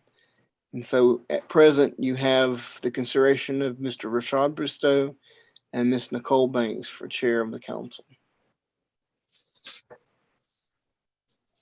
Are there any other nominations for chair of the council?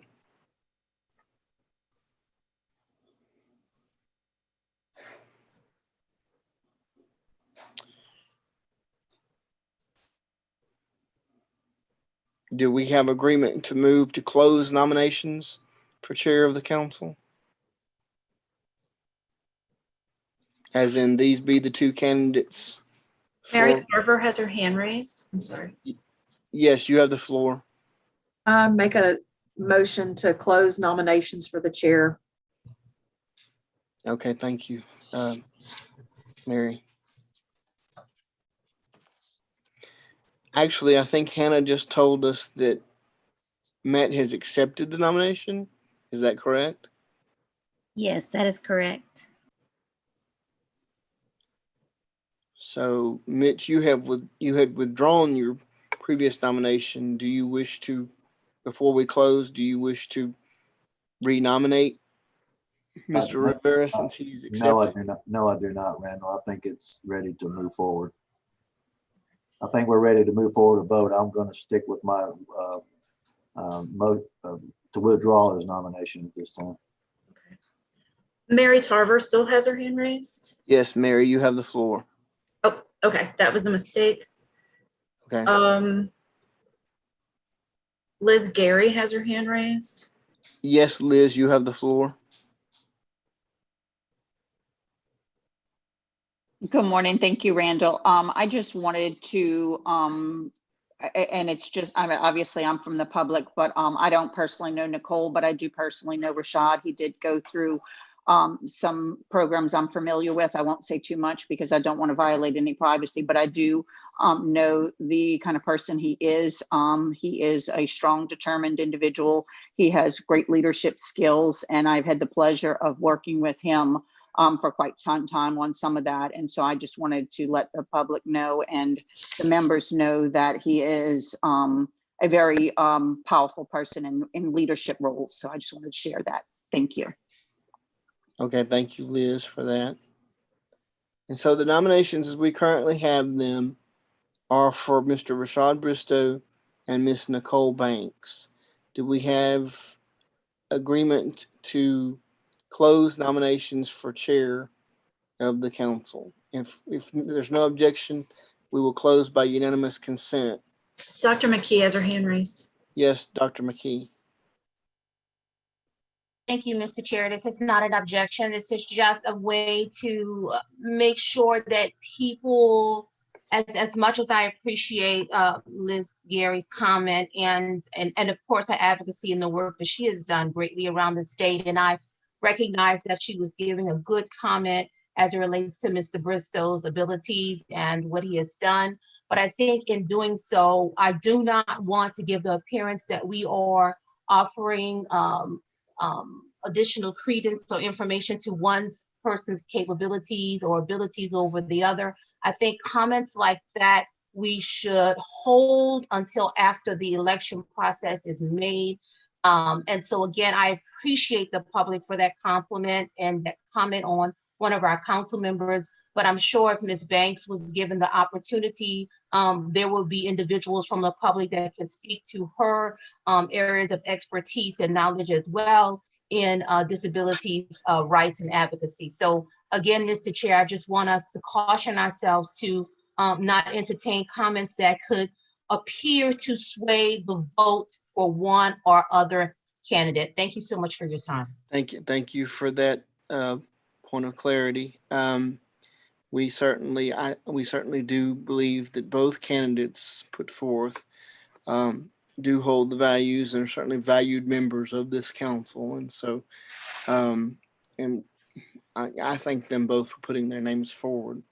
And let me be clear that I will work with whoever this council elects to ensure a smooth transition between my term as the chair and their term when it begins on October the 1st, so that they feel as though anything that I can do to assist them with the change into the role. It's a big job, and I appreciate both of them for being willing to undertake it. And I'll be certain to make sure that they have whoever is chosen has my full support in making sure they are ready to assume the position as much as I can prepare them before my exit. Now, hearing no objection, do we have closed nominations for chair of the council. So are there any objections to closing nominations?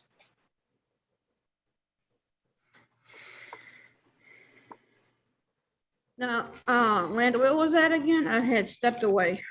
No, I was just saying, are there any objections to closing nominations for chair of the council?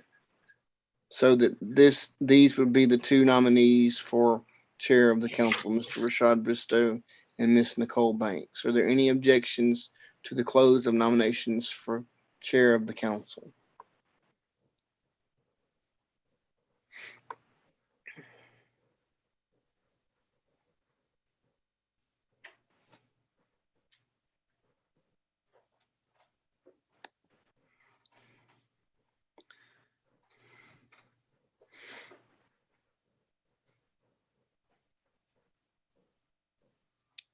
It looks like nobody is saying no, Randall. Okay, so we have closed nominations for chair of the council. So this would be your choice now between these two candidates as to who will be the chair of the council.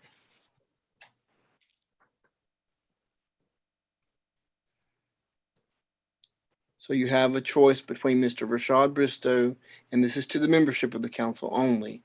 These are members of the council appointed by the governor. So if you haven't been appointed by the governor, you can't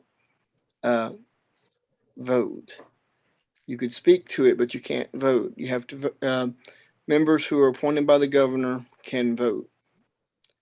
And so for those who are appointed, members, this is your choice. Mr. Rashad Bristow or Miss Nicole Banks for chair of the council. And so I'll call for a voice vote. So Amy, could you or a member of the staff read the roll? Yes, sir. And so when your name is called, please indicate which candidate you would prefer for council chair.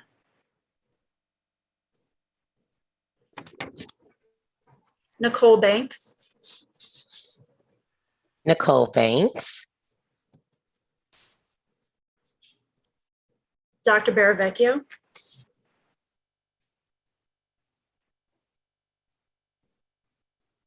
Nicole Banks.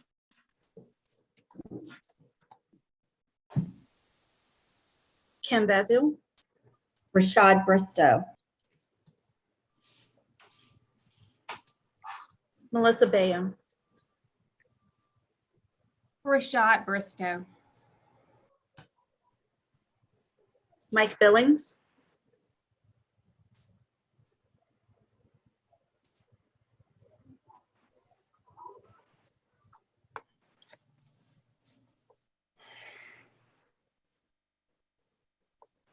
Mike Billings. Sorry, technical difficulties. Rashad Bristow, please. Rashad Bristow. Rashad Bristow. Carmen Setnar. Rashad Bristow. Brenda Casse. Chairperson Rashad Bristow. Sherry Crane.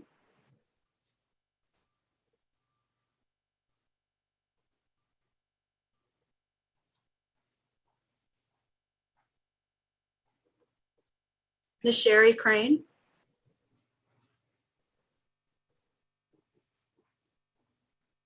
Lillian Dejean.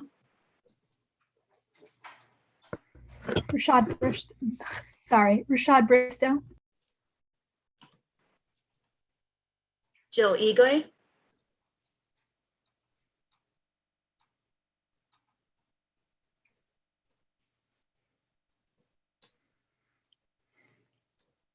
Jill Eagley.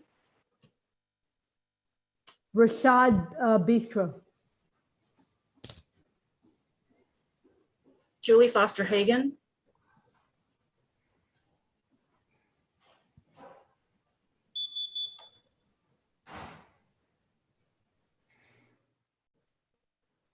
I believe she had to step away from the meeting. Jill Hano. Rashad Bristow. Rosalind Heimel. Nicole,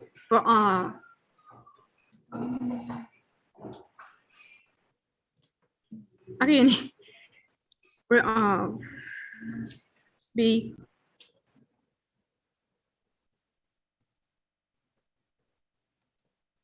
Mitch Iddens. Rashad Bristow. Jennifer Katzman.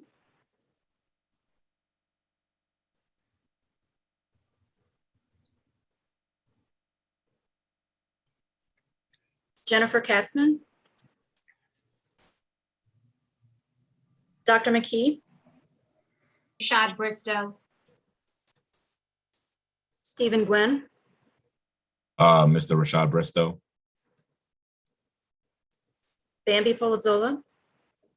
Rashad Bristow.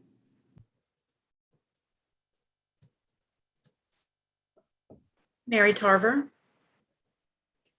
Nicole Banks. Tamisha Victorian. Bristow.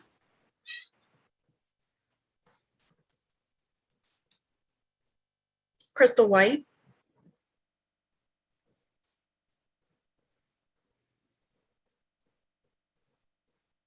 Crystal White.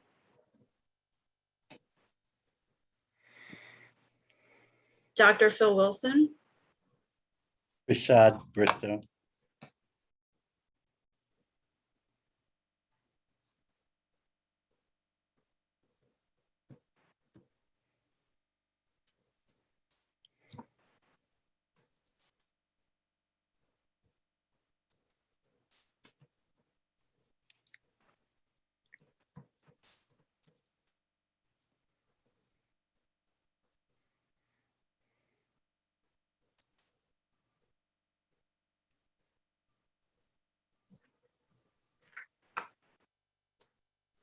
Mr. Chair, Mr. Rashad Bristow had the most votes. Okay, congratulations, Mr. Bristow. You are now the chair-elect of the council. Your term will begin on October the 1st. And as I stated earlier, before the vote, I'll be in contact with you as much as you would like to prepare you for the role between now and October the 1st, sir. Congratulations. And Nicole, thank you very much for being considered. And please remember, you can be considered for all other positions we've yet to vote on as well. And Mr. Rashad Bristow has his hand raised. Pardon, Amy? Mr. Rashad Bristow had his hand raised. Yes, Mr. Chair-elect, you have the floor, sir. Just want to say thank you for your vote of confidence, and I look forward to working with each and every one of you to continue to take the DD Council to the next level. Brenda Coste has her hand raised. Yes, you have the floor. Thank you, Chair. Could we please have the official count for the transcript? Amy, could Yes. you please read the official tally? I'm sorry, the count was in the chat box. It's 15 for Rashad Bristow and 4 for Nicole Banks. Thank you. So now we have nominations for vice chair of the council. So again, just as we did before, I'm calling in the chair's position. I'm now calling for nominations for the position of vice chair of the council.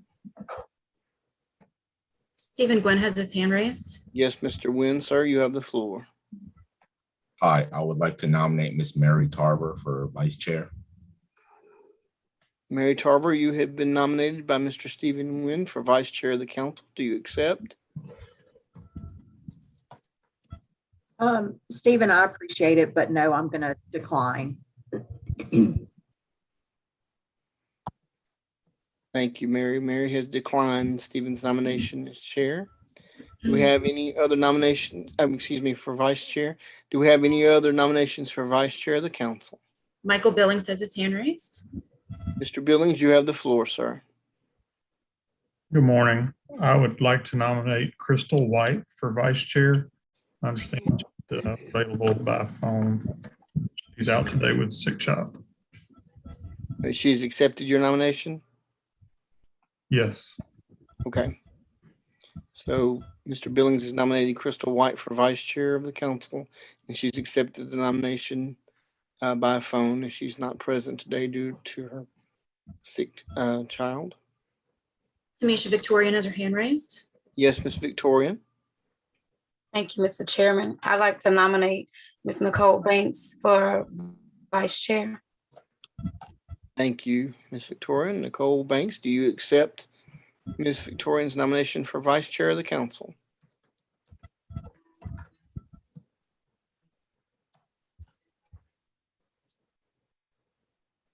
Yes. So Ms. Banks has accepted nomination for vice chair. Stephen Gwynn has his hand raised. Mr. Wynn, you have the floor, sir. Oh, that was a mistake. Okay. Are Sorry, I there any forgot to other put it down. nominations for vice chair of the council? Rosalind has her hand raised. Yes, Rosalind. Is there another Nicole along with us? Yes, but she's Nicole. our parliamentarian, so she would not be eligible. I wasn't sure, that's why I was asking. Yes, yes.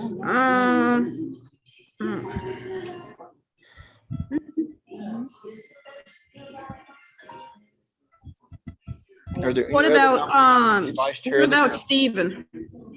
Stephen? Yes, Okay, Stephen Nguyen.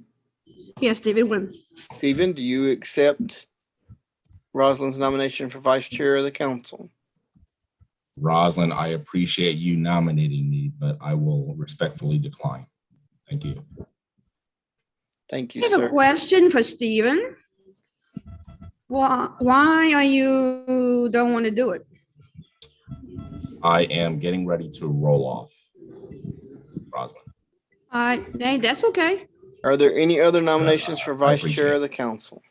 Lillian Dejean has her hand raised. Yes, Lillian, you have the floor. I'd like to nominate Miss Tamisha. Tamisha, do you accept Lillian's nomination for Vice Chair of the council? I appreciate you nominating me, Lillian, and being considered, but I'll have to decline the nomination. Thank you, Ms. Victorian. Bambi Polizzola has her hand raised. Yes, Bambi, you have the floor. I just wanted to move that we close nominations, but I don't want to do that until Dr. McKee may have another nomination.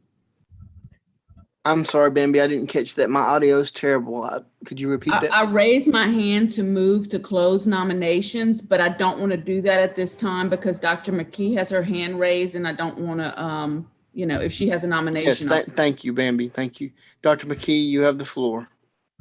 Thank you, Bambi. I do have a nomination. I would like to nominate Lillian Dejean for vice chairperson. Ms. Lillian Dejean, do you accept the nomination of Dr. McKee for Vice Chair of the council? I appreciate Dr. McKee. You know I have so much respect for you, but I'm going to have to decline. Rosalind has her hand raised. Yes, Rosalind. What about Carmen? Yes, Rosalind. Carmen C. Carmen, Ms. Carmen Centenar, do you Yes. accept Rosalind's nomination for Vice Chair of the council? Unfortunately, I cannot accept at this time. I'm sorry. Thank you, though. That's Thank all you, right. Carmen. At least you know I was thinking of you. Are there any other nominations for Vice Chair of the Has his hand raised. I'm sorry, who was that, Amy? Mitch Iddens. Mitch, you have the floor, sir. Thank you, Mr. Chair. I second the motion by Bambi that we close nominations at this time. Well, as long as we have unanimous consent, we don't need a second. So does everyone agree? Does anyone object to closing nominations for Vice Chair of the council with the list you see before you? Does anyone object to the close of nominations for Vice Chair of the council? So the list you have of people that have accepted the nomination are Ms. Crystal White, who accepted Michael Billings' nomination by phone, and Ms. Nicole Banks, who here present accepted the nomination of Tamisha Victorian. And so do you have, is there any objection to this being the list for candidates for vice chair?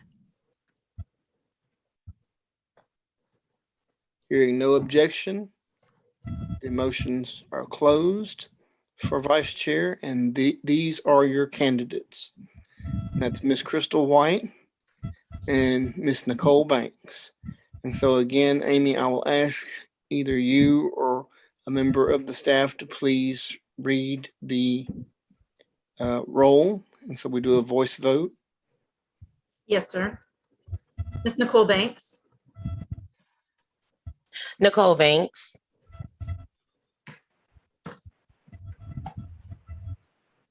Dr. Baravecchio. Nicole Banks. Kim Bazil. Crystal White. Melissa Baham. Nicole Banks. Michael Billings, Crystal White, Rashad Bristow, Nicole Banks, Carmen Setnar,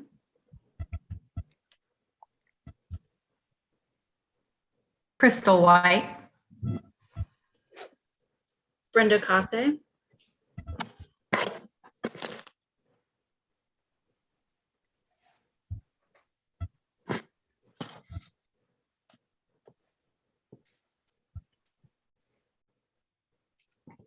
Abstain.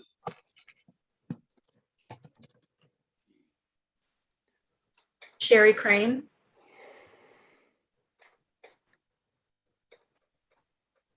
Sherry Crane, Lillian Dejean, Nicole Banks,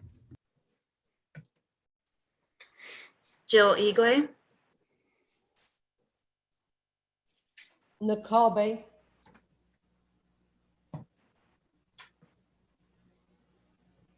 Julie Foster Hagan,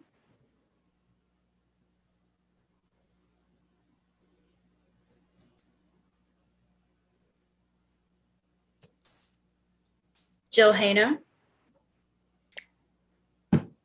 Nicole Banks, Rosalind Heimel,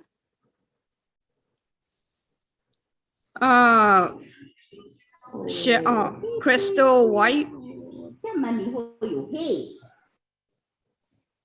Mitchell Iddens,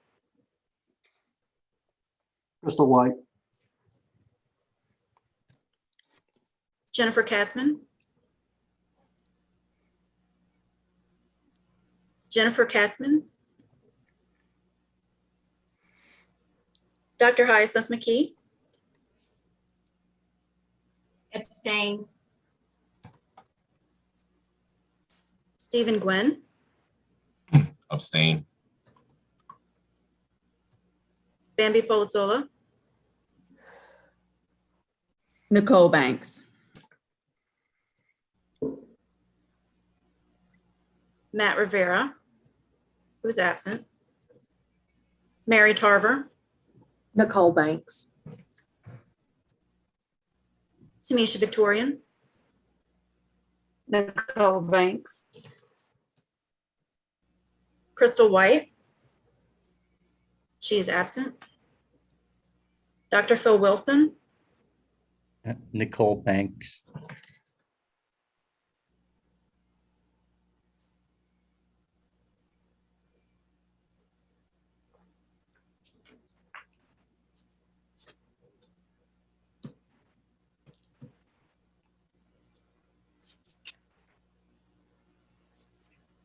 with a vote of 10-5, Nicole Banks is the new vice chair.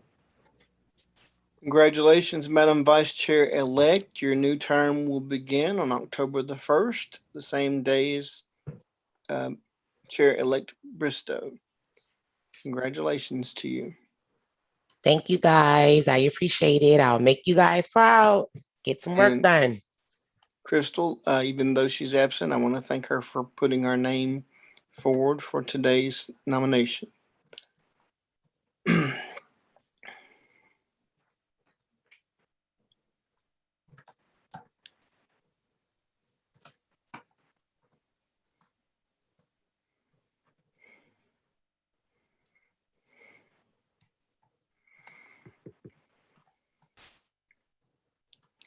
And so our next round of nominations will be for Chair of the Self-Determination and Community Inclusion Committee. So this person, aside from sitting on the council, is the chair of the Self-Determination and Community Inclusion Committee of the council. And so at this point, I call for nominations from the floor for Chair of Self-Determination and Community Inclusion. Michael Billings has his hand raised. Yes, Mr. Billings, you have the floor, sir. I would like to nominate Kim Bazil. Ms. Kim Bazil, do you accept Michael Billings' nomination for Chair of Self-Determination and Community Inclusion Committee? Yes, I do. Okay, Ms. Bazil has accepted.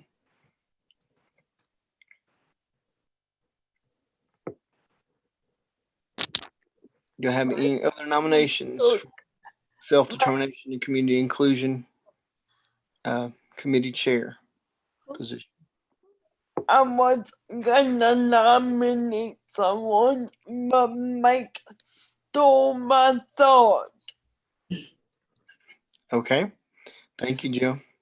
Do I have any other nominations for the position of chair of the Self-Determination and Community Inclusion Committee?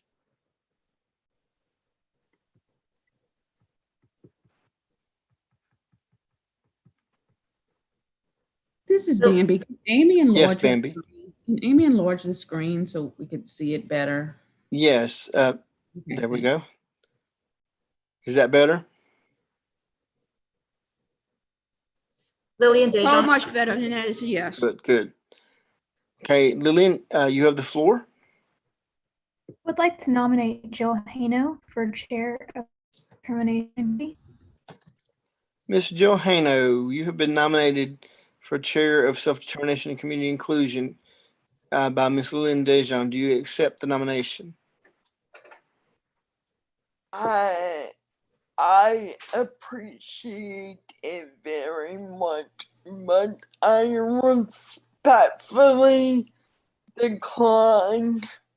Okay. But one day, possibly. I have no doubt about that, Jill. Thank you very much. Jill has declined your nomination, Lillian. Rosalind has her hand. Very much. Are there any other nominations for Chair of Self-Determination and Community Inclusion? Rosalind has her hand raised. Yes, Rosalind. What about Brenda? Ms. Brenda Kosei. Yes.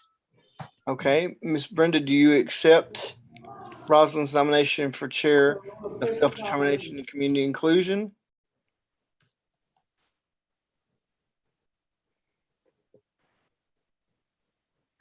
Ms. Kosei, do you accept Rosalind Heimel's nomination for Chair of Self-Determination and Community Inclusion?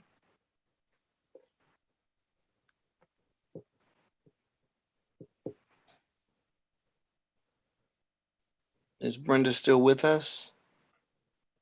She is, and she has her hand raised. Yes, Brenda, you have the floor.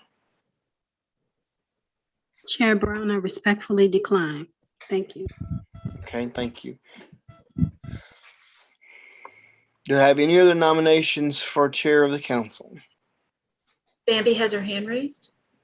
Bambi, you have the floor. I move to close nominations. Thank you, Bambi. Is there any objection to closing nominations for Chair of Self-Determination and Community Inclusion?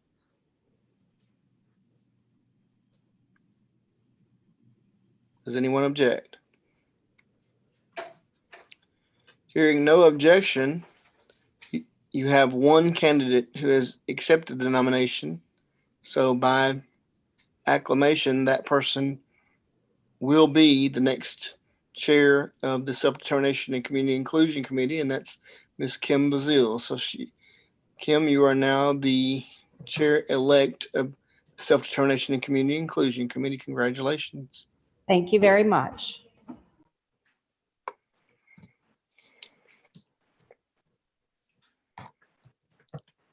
And so our next nomination is for the Education and Employment Committee Chair. Can we pull the committee list for the EE committee? Because the only people I'm thinking of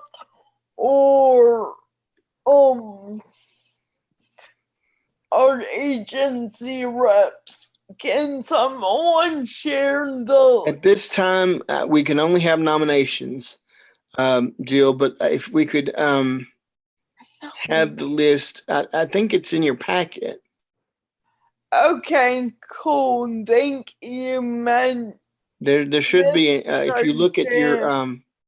list for the committees, which is in your packet, every member who's currently a member of the Education Committee should be listed on that list. Thank you. Thank you.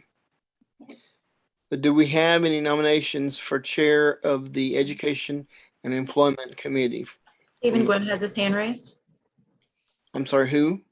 Stephen Gwynn. Stephen. Okay, Stephen, you have the floor, sir. Hello again. I would like to nominate Dr. Hyson McKee as Education and Employment Committee Chair. Thank you. Okay, so Dr. McKee, you have been nominated for Chair of Education and Employment Committee. Do you accept Stephen's nomination? Thank you, Stephen. I accept. So Dr. McKee has accepted the. Bambi Polozola has her hand raised. Yes, Bambi, you have the floor. I move to close nominations. Is there any objection to closing nominations for Education and Employment Committee Chair? Does anyone object to closing nominations for Education and Employment Committee Chair? Hearing no objection, the nominations for Education and Employment Committee Chair are now closed. And Dr. Hyacinth McKee is your sole candidate. And so she becomes, by acclamation, the Chair-elect of the Education and Employment Committee. Congratulations, Dr. McKee. So now we have the final seat up for consideration today on the council, and that is nominations for the member at large. And this is the person who represents the council on the executive committee. And so just to give you some background on that role. And so do we have any nominations from the floor for member at large? Stephen Gwynn has his hand raised. Yes, Mr. Nguyen. Hello again. I would like to nominate Ms. Jill Hano for member at large. Jill Hano, you've been nominated for member at large by Mr. Stephen Nguyen. Do you accept Mr. Nguyen's nomination? Yes, sir. Very well then. Jill Hano has accepted Stephen Nguyen's nomination. Do we have any other nominations for member at large? Tamisha Victorian has her hand raised. Yes, Ms. Victorian, you have the floor. I nominate Ms. Nicole Dejean for member at large.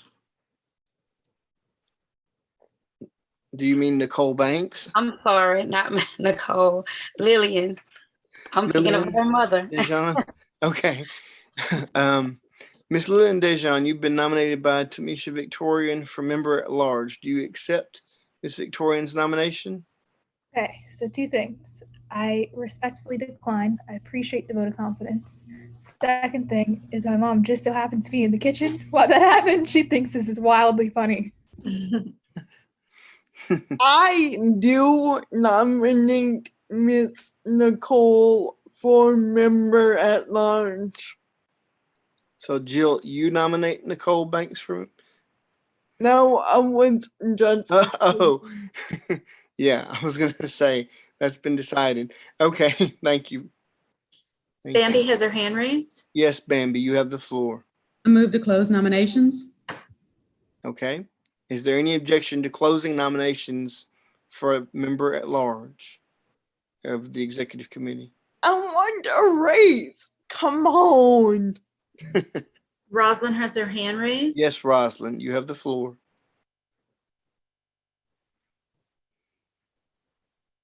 Rosalind?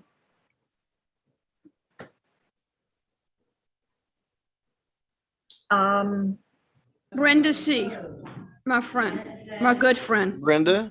Yes. Miss Brenda Kosei, you've been nominated by Miss Heimel for member at large. Do you accept the nomination, Ms. Kosei? She has her hand raised. Yes, Brenda, you have the floor. Chair Brown, I thought earlier we said that the member at large was reserved for a self-advocate. So you decline. Am I correct that you decline? Are you able to Brenda? answer that question? Or do I have to decline first?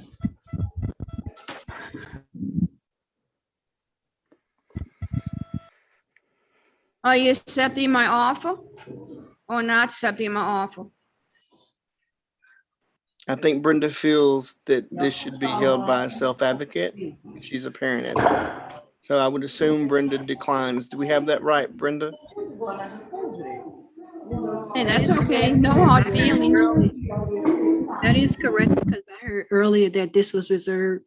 I thought I heard it. Yes. So you just decline. So you have declined the nomination, correct? Brenda Kosei decline. Okay. Thank you. Bambi has her hand raised. Yes, Bambi. Yeah, I think just a point of order, I had made a motion to close nominations. So I think like we may have not been following procedurally, but I'll go ahead and make that motion again. Okay, so Bambi's made a motion. Do we have any objection to closing nominations for member at large? Does anybody object to closing nominations for member at large? Hearing no objection, the nominations for member at large are now closed. Ms. Jill Hano, by acclamation, you are now the member-elect. And since you currently hold the post, you will succeed yourself in the role.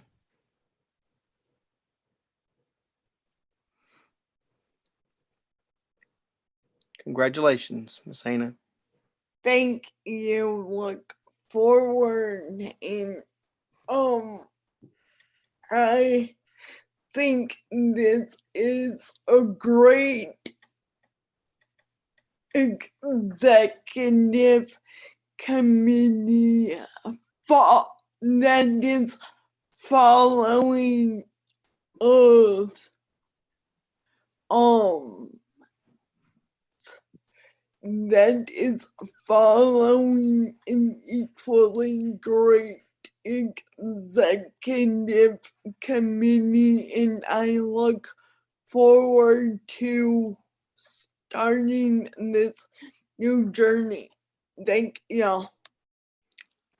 Congratulations to all the new members elected today. And again, as your outgoing chair, who will leave October the 1st, this will now be my last meeting as your chair and as a member of the council. So, but I will be active and continue to work for you until October the 1st. And my door is open to any of these members who wish to have any consultation with me. I've held in the past over 5 years now, I've held all but one of these seats on your executive committee during my time here. And so if any of you would like any feedback from me, I'm more than happy to give it. If not, you certainly have the mandate of the council, and just know that you have my acceptance, and I look forward to seeing what you all achieve in the future. Jill Eagley has her hand raised. Yes, Jill, you have the floor. I want to tell you something from my heart. As far as I've known you, when we go way back, I appreciate what lies ahead up north. And let me tell you, for as long as I've been inspired by you, I always thought that you can run in Capitol Hill and Baton Rouge as an official on whatever side, because you are the leader you are today. And whatever lies ahead, I will always support you, and good luck to you in your endeavors. Well, thank you. You're welcome. Okay, so that concludes the business of electing of officers, so we can move forward with our agenda now. Are we at the I'm sorry, Chair. Dr. McKee has her hand raised. Okay, Dr. McKee, you have the floor. Thank you, Mr. Chair. I'll be very brief. I just want to echo Jill. I thought I had something really crafted or something really, something set up to talk about, but Jill just phrased it perfectly, And I want to say, as serving as your vice chair and outgoing as a vice chair, I could not have asked for a better leader to lead us in this time of the pandemic. Randall and I oftentimes joke with each other and call each other Batman and Robin. And certainly he's the Batman. And you all just don't know the level of work and time and commitment and dedication and advocacy that Randall Brown has put forth for this entire council. And so I do not want us to be remiss in thanking him for everything. And then moving forward, he is committed. He will be there. He is going to support the new leaders that's involved and some of our old hats too that's still sticking around, but he will be there to support us. So again, thank you, Jill Eagle. Thank you for your representation of Region 10 and what you said about Randall. And again, Randall, we wish you all the best and we're thankful for you. Thank you again. Thank you so much. I appreciate your kind words. You know, it really means a lot. I did the best I could do with the situation I was given with this previous term, and I've been very fortunate to have the council's support for the entire time that I have been a member of this council, to be a member of your executive committee. And that's a rare and important thing. And I took it seriously from day one. I started as your member at large. I'd been a member of the council for about a month, and I was appointed to the member at large position, which became vacant by a previous chair. And then I was elected twice to other positions. Self-determination, I was there for 2 years as your chair, and then vice chair for about 6 months, and your chairman during this horrible time. But please know that I do care very deeply for our community, and I've tried my best to do the best I could with the situation we're in, and I did not do everything right by any means. But please know that even though I'll be leaving the council effective October the 1st, officially, I will always care what happens to us and how I can best serve you and be a voice with you and for you on our issues. I'm not going away so much as I'm taking a break, but please know that I love you all. I really do. I did this strictly because I care, not because I didn't. This is a voluntary role, all of these, and they're all important, and they all take a lot of work when you mean to do them right. And I know these people do. And I thank you very much for putting your names out there and agreeing to serve. It's a big commitment, all of them. And I sincerely mean that in any way that I can assist you, both during the transition and after, just reach out to me. I'll be happy to assist you if that's something you feel you need. If not, then I'm certainly going to stand back and be your cheering section, because I believe in this council and I believe in the work it does for this community, and I love this community, and that will never go away or expire. So thank you all.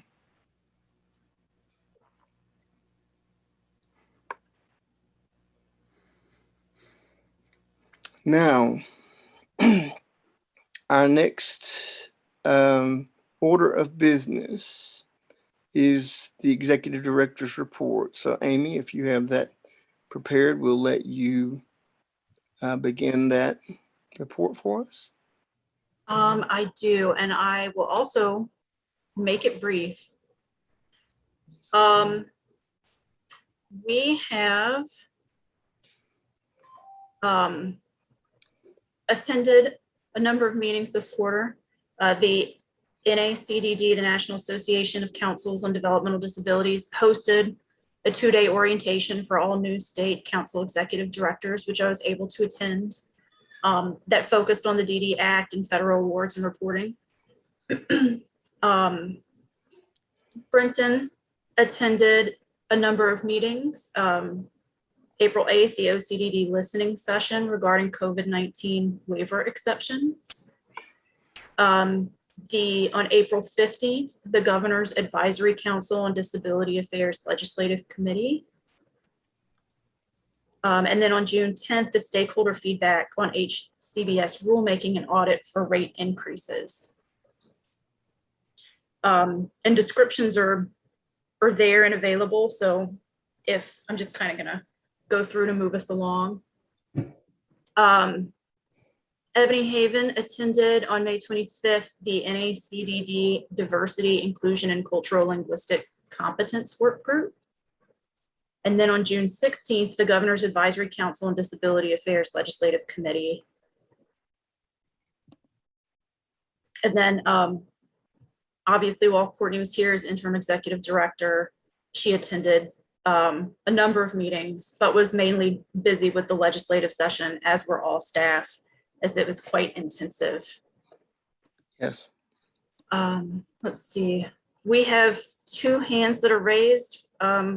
One is Jill Eagley, but I believe she just didn't lower her hand.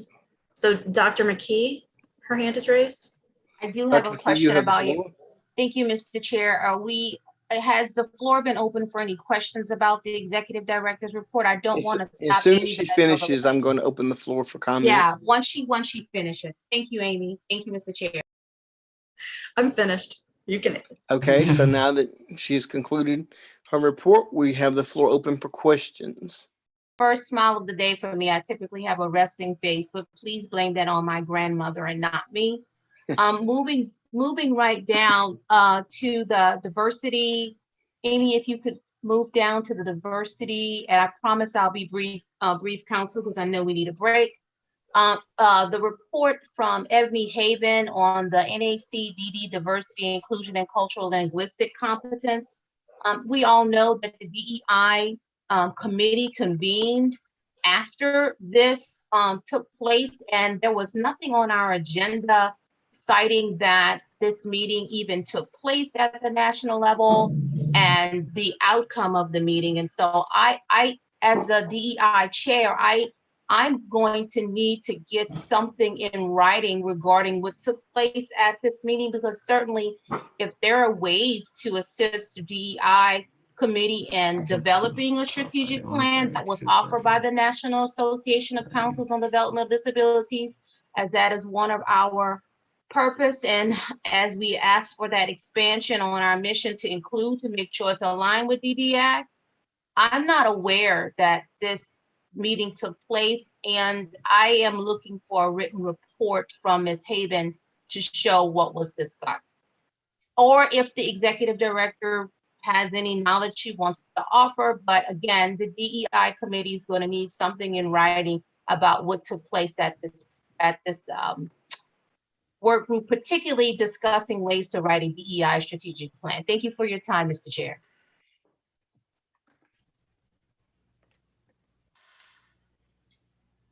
Okay. I'll work with Ebony. We'll gather something together and send it to Dr. McKee.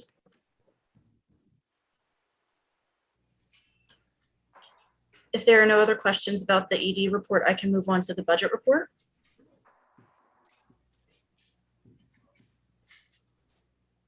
Mr. Chair, you're muted. Sorry about that. Are there any other questions of Amy of her executive director's report? Any questions with regard to her report?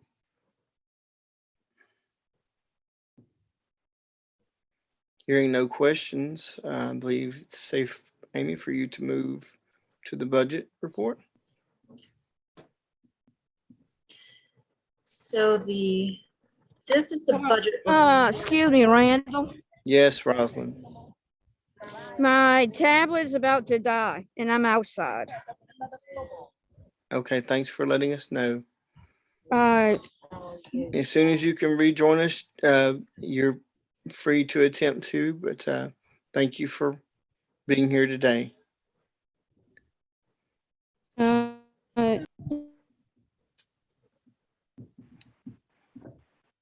Okay, so you see before you the budget report. So Amy, let me let you have the floor. Okay, so this is the budget report for the fiscal year ending June 2021. So it's the state fiscal year 2021.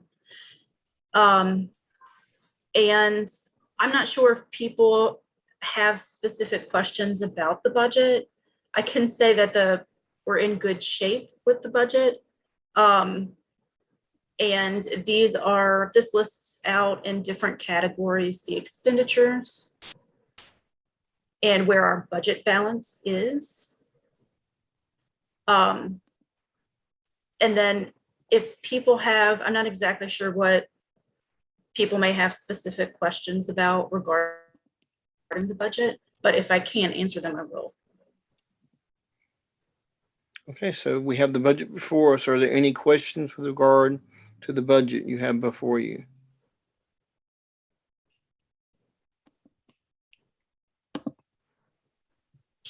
Nicole Banks has her hand raised. Yes, Ms. Banks, you have the floor.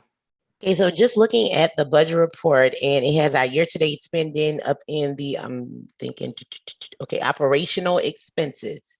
And we are in the red by $12,333. Do we have an explanation of why we are in a red? That's a significant amount. I just need to know, like, what happened. So let me try to explain. This budget report is pulling information from a lot of different categories within the budget and then grouping them together. So this budget report, I believe, was probably made kind of factoring in what was believed that the council would want to see. But this budget is not really how our actual budget is laid out. So areas where we are in the red, we actually, in this report, we aren't actually below budget in those areas.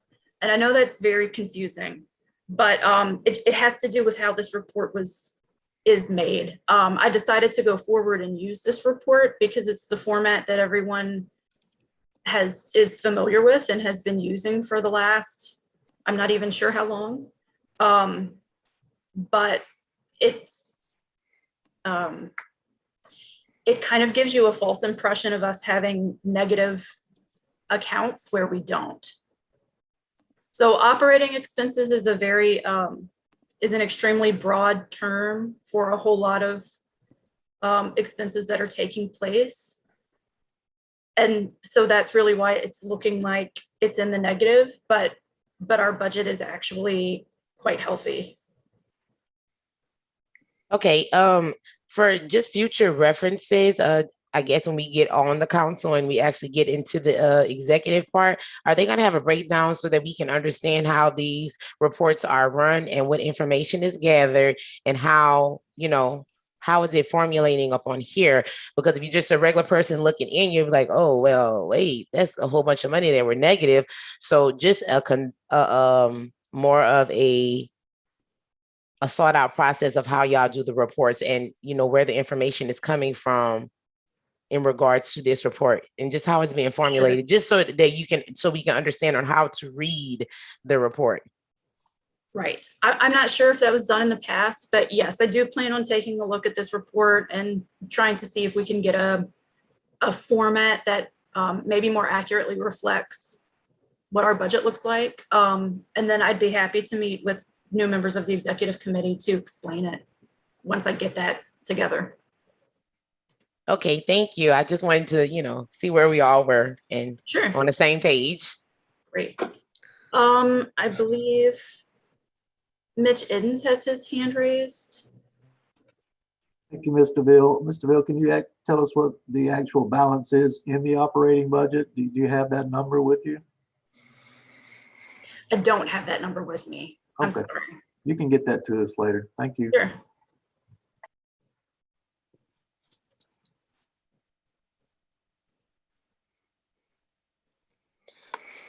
And just to be clear for everyone, the budget is an issue that the executive director and the chair will work closely on routinely. So these clarifications will be made and will be made to me, but they'll be shared also with Mr. Bristow. And so we are aware of expenditures and how they happen at all times.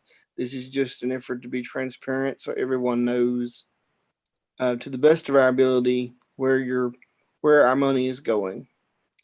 So, but to be clear, your executive committee, and especially myself as your chair and your incoming chair, it'll be the same. They will have intimate knowledge of how these expenses carry out along with Ms. DeVille. So please don't worry about any discrepancies or anything you need to learn. There'll be opportunities for that as you continue to serve. So anyway, any other questions of Amy with regard to the budget report? Jill Hano has her hand raised. Yes, Jill.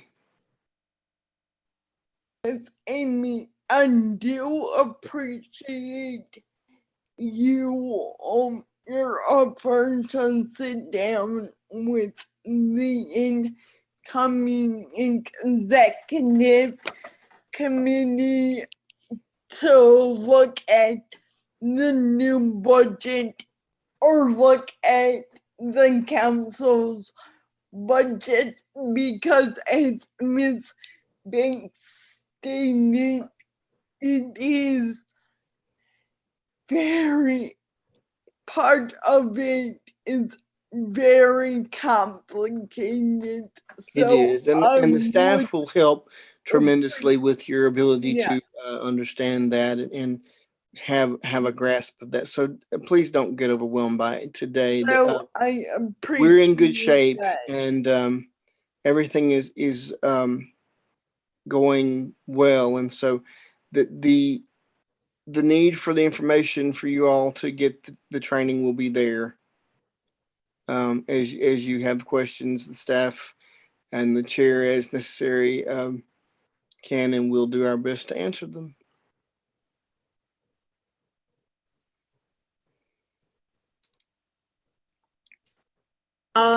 There's a question in the chat from Karonda Corley that asks, can someone explain the extremely large increase in the operating expenses? I'm not sure that I can 100% explain an increase, since I don't have a bunch of historical knowledge on the budgets yet. I will say that it probably has a lot to do with the way that things are coded, have been coded in this last year, as opposed to the way that they were coded in previous years, which I know is not a great explanation, but there's been changes in the way that things are coding. And so I think it's hitting different lines and increasing that operating expenses line. I think you're exactly correct, Madam Executive Director. We've been laboring to make the budget more transparent, or at least more readable. And in doing so, I think that has contributed to how things are coded a little differently. So that's and Marilee from my staff says that she also believes the increase was in purchasing furniture and some moving costs. okay. And And that's in regard to our recent move to new offices that was required because our former offices were had to be vacated. So some of those may in fact be leftover moving expenses, which are one-time expenses, of course.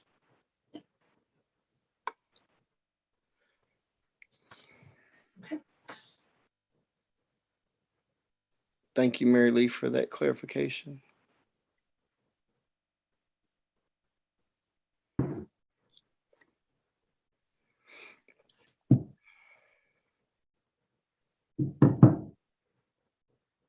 No other budget questions, correct?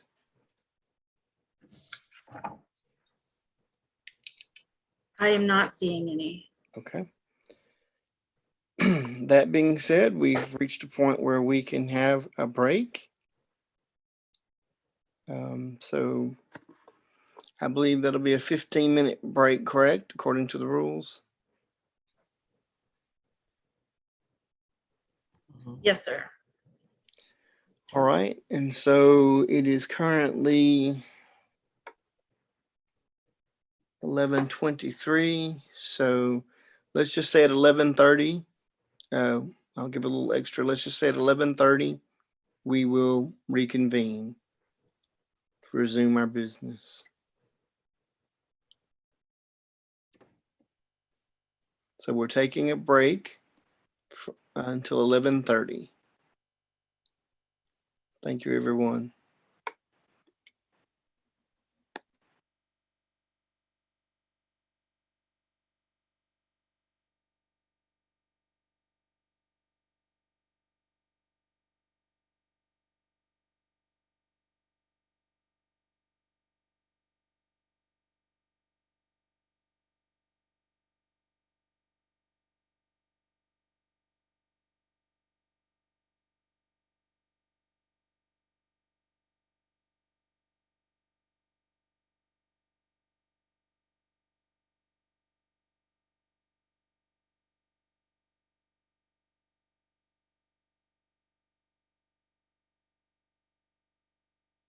Oh, what time did he say to come back?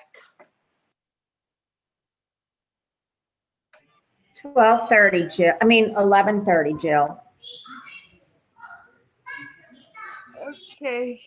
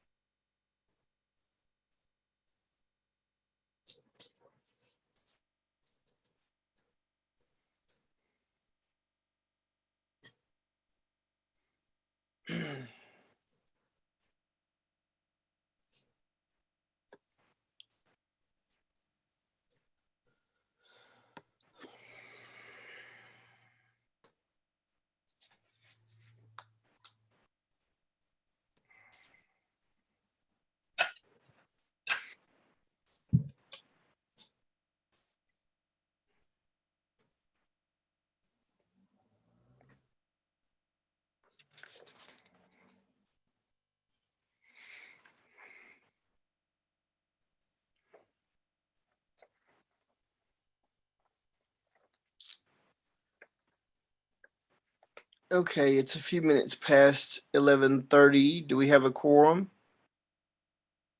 Can all council members please turn on their video?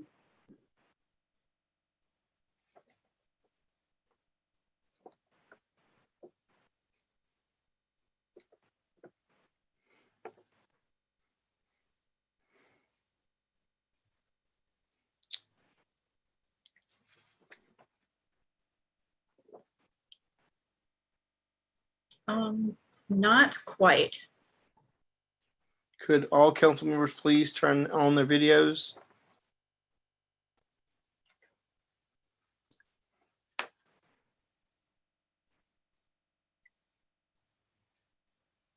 Again, could everyone please turn on their videos? Council members, please.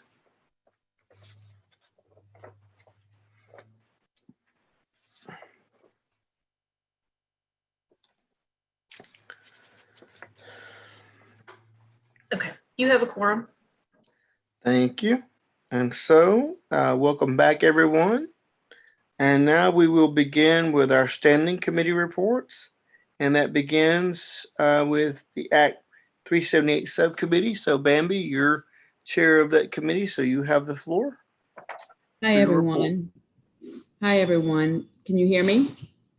Yes. The Act 378 Subcommittee met Tuesday, and we do not have any recommendations for the council to consider.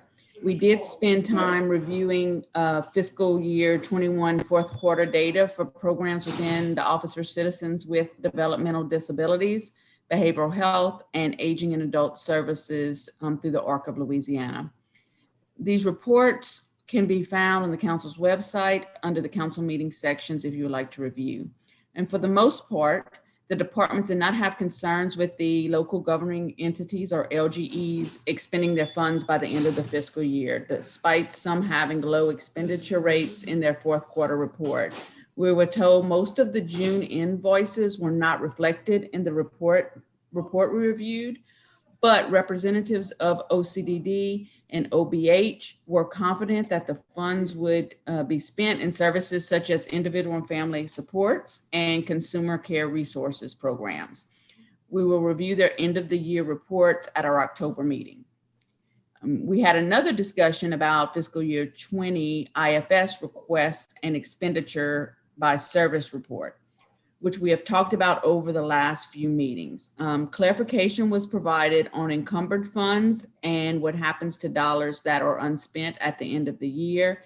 It was again mentioned discrepancies in spending of IFS funds across regions based on different service categories. And Ms. Tanya Murphy with OCDD stated this report would be analyzed further with the LGEs at their meeting later this month to determine if a cause of these discrepancies can be found. She will report any findings at the next quarterly meeting.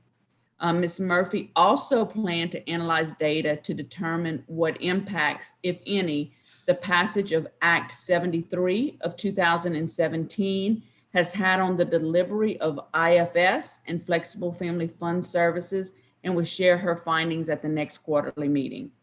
For those that may not be familiar with Act 73 of 2017, it requires our Human Service Districts and Authorities, or LGEs, as they are called by both names, to allocate a minimum amount equal to 9% of its state funding to individual and family support and flexible family fund programs for people with developmental disabilities.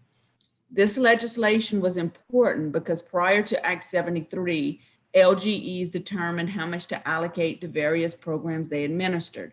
The percentage of funding these entities dedicated to services for individuals with developmental disabilities varied greatly, with limited access to state-funded services based on where a person lived. So our committee has been monitoring compliance of this bill since its passage, or this law since its passage. And that ends my report.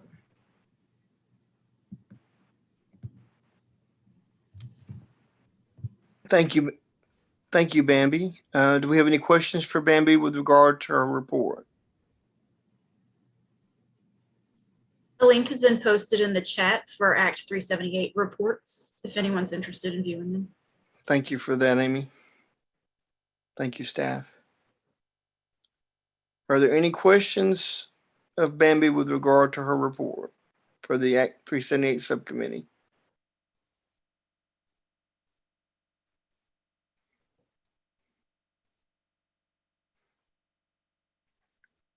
Any questions? Okay, thank you, Bambi. Hearing no questions, your report will be entered into the record. Thank you very much. And so next on our agenda for us to hear from would be our report from our Education and Employment Committee Chair, Ms. Mary Tarver. So Mary, you have the floor. Good. Good morning. Thank you. We met this week on Tuesday, I think. We had updates given to us from Louisiana Rehabilitation Services. We've been following the Rehabilitation Employment Development Specialist, the REDS. And there's still 2 regions that have positions open, and that's in the Homa area and in Alexandria. And those positions are posted on the state civil service website. So if there's anybody who knows someone who might be interested in that position and in those areas, to look at the civil service website. We also had from the Office of Citizens with Developmental Disabilities had an update about the challenges of vocational providers and opening back up after the shutdown, as they're still having staffing issues. It's hard to get people to work during COVID. They have clients who are not ready to leave their home environment or their environment to become, and then also the families are, the clients can choose their family as their workers, and so they're staying home with their own family as their workers. So we have had some challenges with the with COVID. Still, it's ongoing. As an update, by March the 17th of 2022, there should be no sheltered employment, and the majority of those individuals are served during the day programs, have not returned to the day programs. And that was some of the things that I mentioned earlier, or some of the reasons why. Excuse me. And we had a discussion about people finding it hard to get information about what services are available. And they have, the Office of Citizens with Developmental Disabilities has an email that's set up for questions, and it can be used and just say, hey, call me, I've got questions. And the website is ocd-hcbs@la.gov. And we already have our summary posted in the on the Louisiana Developmental Disabilities Council website, and these links are in there. So I just wanted to mention that. We also got an update from the Louisiana Department of Education. We have a new representative on the Education and Employment Committee from Louisiana Department of Education, and that's going to be Meredith Jordan. So she joined on the call, but Dr. Peterson gave the update for their area. They did have the IDEA budget that has been online for stakeholder input and public comment. And so that period is over. The budget was approved and the total amount awarded was $248 million. They also had $41 million through the American Recovery Plan, and that's going to go directly to the each parish or local it's the LEA, the local, my brain went blank, but for each parish school board, I guess.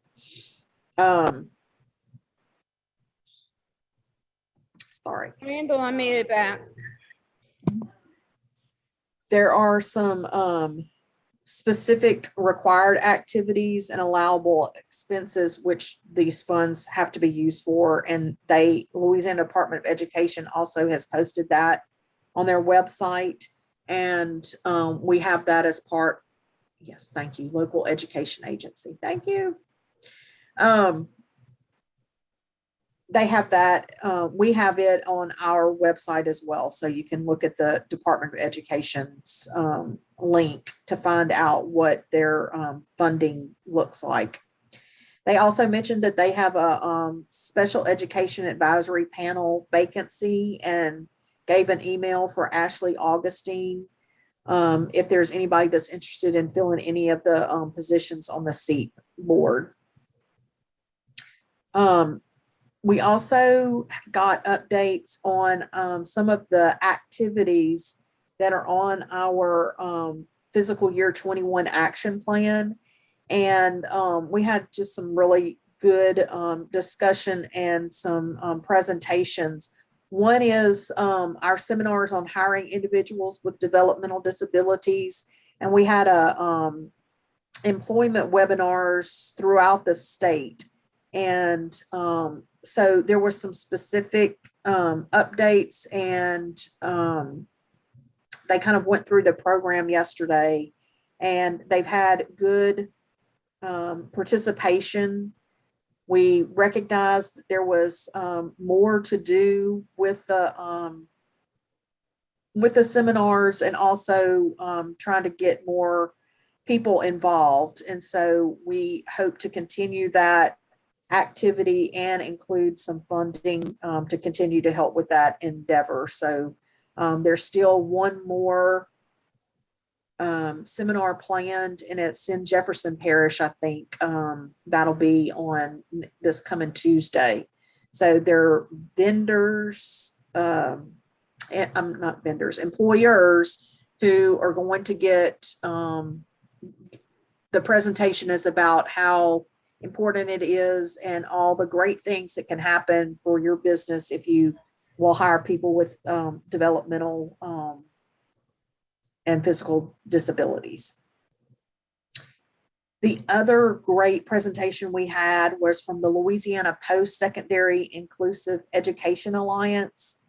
And Dr. Beckers had a video that she showed that is of college kids with disabilities that are enjoying the college plans, college experience on campuses across the state.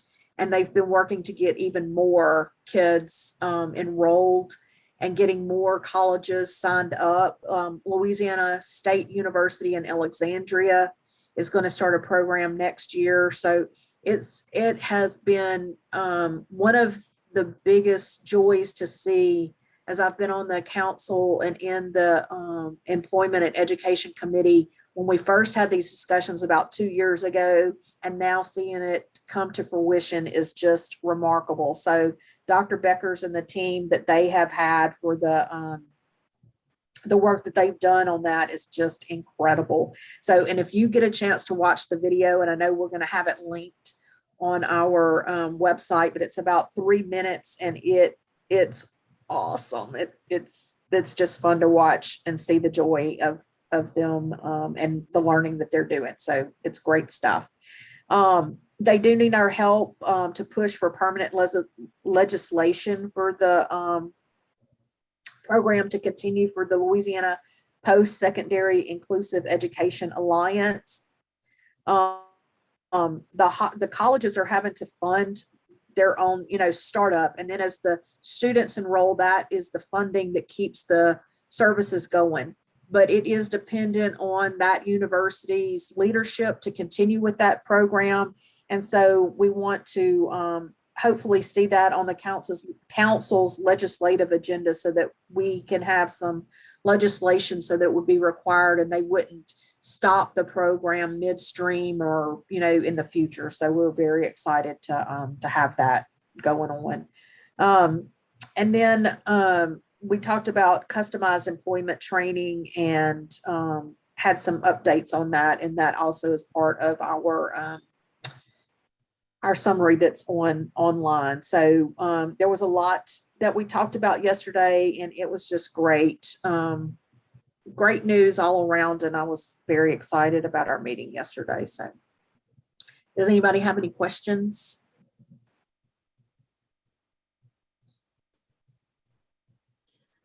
All right, y'all go watch the video. I'll go back real quick and over what's in the chat. Most of it has been answered by staff. Let's see. Kim asked if we could post a listing of acronyms that we frequently use on our website and social media. That is on our website, and a link was posted. A link was also posted to the video that Ms. Tarver mentioned from LaPie.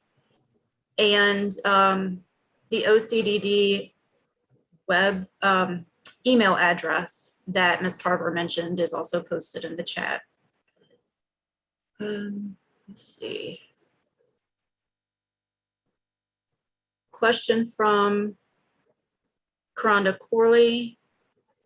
Can the Education Committee under the DDC send a letter encouraging Louisiana's Special Education Advisory Panel to convene prior to Louisiana's Board of Elementary and Secondary Education August meeting regarding COVID-19 protocols and minimum requirements for children with disabilities returning in the brick and mortar buildings, considering the case numbers have increased drastically? Can the Education Committee require the individuals from the agencies to attend the entire meeting to ensure all questions are addressed regarding them? Also require they always send a representative in their place.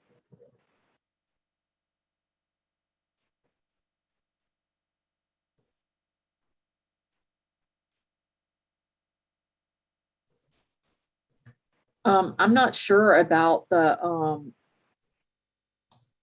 Special Education Committee Advisory Panel meeting before Bessie. I think that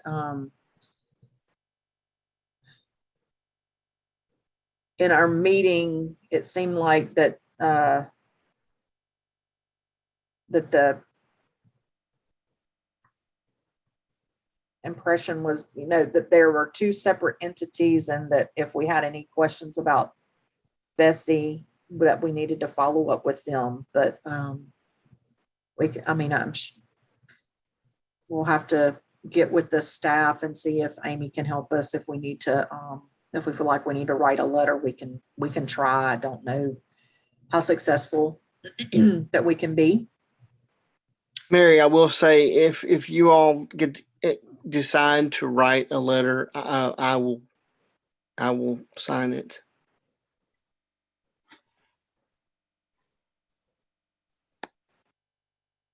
Okay, and then I guess on the Education Committee, requiring agencies to attend the entire meeting. I know yesterday or this week when we had our meeting, we did have a lot of people that were, I can come at this time and I can present, and they had a lot going on. So we'll continue to work with everybody on being able to come to the meeting and being involved. So we'll continue to stress that. We've had problems even getting our own council members to come and have the quorum that we've needed over time. So I know that we all try and work on that. We'll continue to do that.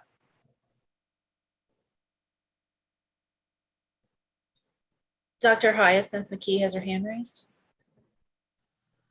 And co-signing what Mary is saying, absolutely. But I think what the concern is that we've been hearing, at least for the past 2 years from the public, is that we need representation from agencies at these meetings, because our public has questions, serious concerns about things that we just do not have the answer for them.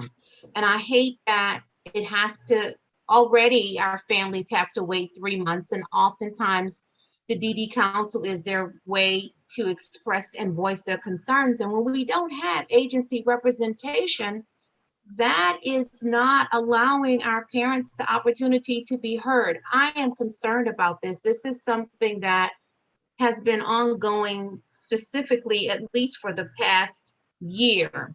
I do see that, and that there have been a lot of attempts by agencies to be present, but I am concerned about this question about education, particularly, and making sure that there is an agency representative at the Education and Employment Committee from education, as well as the full council. And if they're unable to be present, I think it's best that our executive director be notified, as well as having written reports. I'm noticing that written reports are not available and they're not attached to links. And again, that kind of information we need to make the public aware of. And so again, if there's something that we can do moving forward, and I know Mary's been working hard on trying to ensure that that happens, but I think that we're at a point now where we need this information for our families. Thank you, Dr. McKee. So noted. Are there any questions about Mary's report? Rosalind has her hand raised. Yes, Rosalind. All right.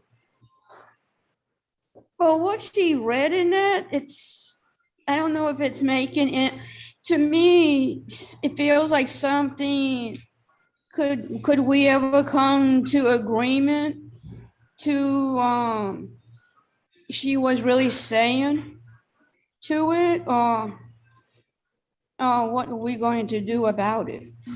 Well, I believe that the Education Committee, the chair, Mary currently, and Dr. McKee will succeed her. I believe that the chair will work with myself and the executive director to try and make sure we have good communication with the department and get the issues resolved as soon as we can. I'm sure they are willing to partner with us, and we'll do all we can to make sure that our families are heard and our positions are clear, and the agencies are well represented as best we can try to ensure.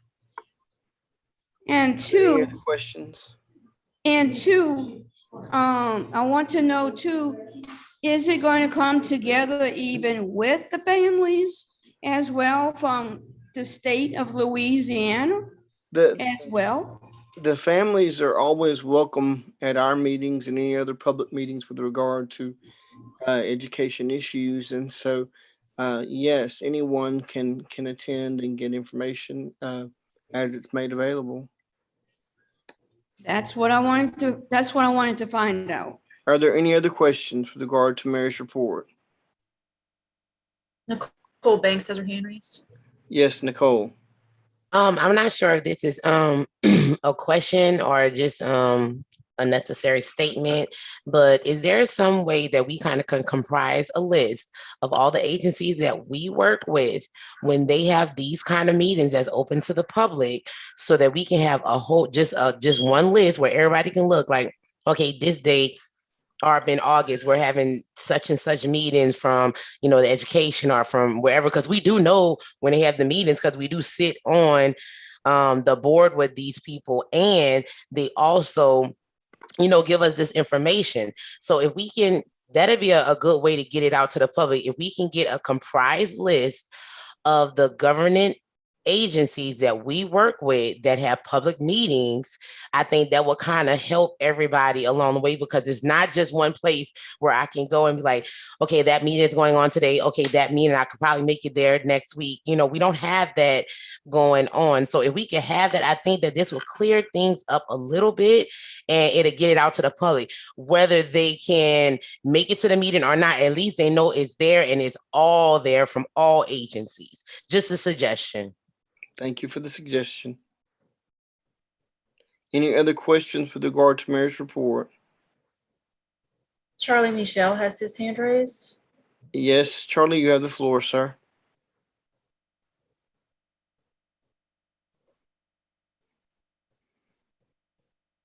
Charlie, you have the floor. All right, now there you go. If I could piggyback on what Hyacinth said just a little bit ago, I heard her say something about this has been a concern for about the last year, especially.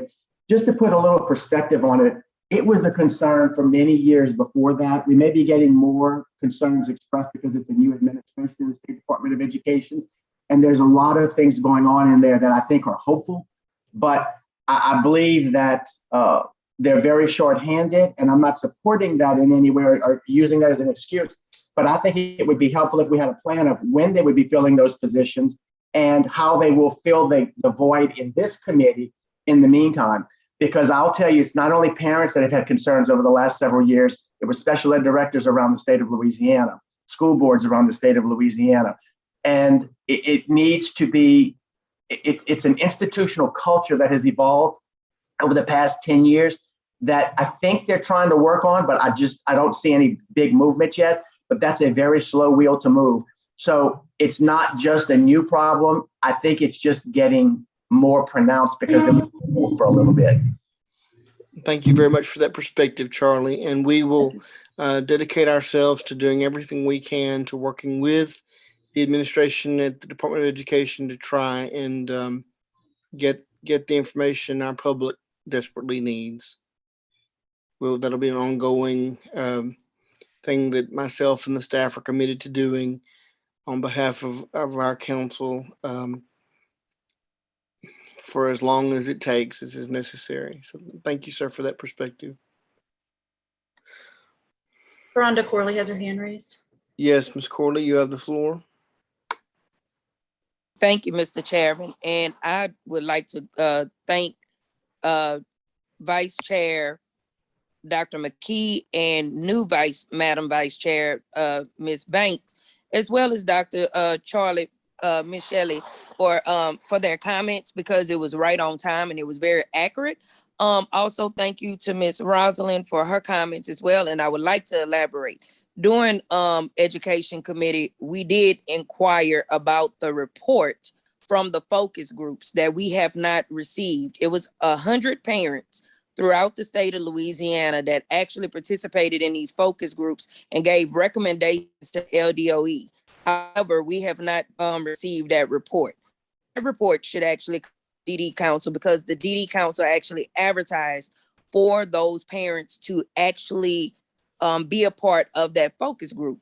Secondly, I think that our Education Committee has been very leery or not really understanding what our role is. SEEP, Special Education Advisory Panel, advises the Board of Elementary and Secondary Education as it relates to any and everything that deals with children with disabilities, particularly IDEA, which is Individuals for Disabilities Education Act.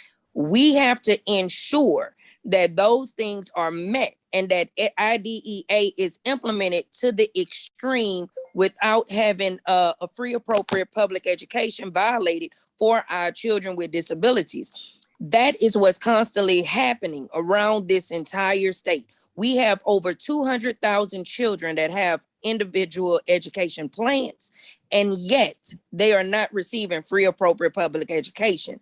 As we know right now, the schools, Bessie is stating that the school systems can each individually make their own minimum requirements for children as it relates to minimum requirements to address COVID for those returning into the brick and mortar building. We're leaving our children in the ID and DD community exposed and extremely vulnerable. And it pains me that also, as Ms. Banks stated, due to us not having that list, sometimes our education committee meets on the same days as Bessie meet, which makes it hard for me as a parent and as an advocate of people with disabilities to be in two places at one time. So I normally choose to be at Bessie so that our disabilities community can be represented and actually be on record. As we know, when they did make the minimum requirements, nothing. They had one slide that pertained to children with disabilities out of over 40. So this is a problem where our children with disabilities, as Dr. Charlie has mentioned, they do not get addressed. We're never addressed, and it leaves our children rights constantly being violated. And we can look at special school district 2 as another means of that. And that is now currently being addressed due to a new law that has passed. But I strongly encourage that we do write the letter saying for seat to meet prior to Bessie, even if it's just on COVID minimum requirements for the kids that will be returning into the brick and mortar building in traditional public schools as well as charters. Thank you.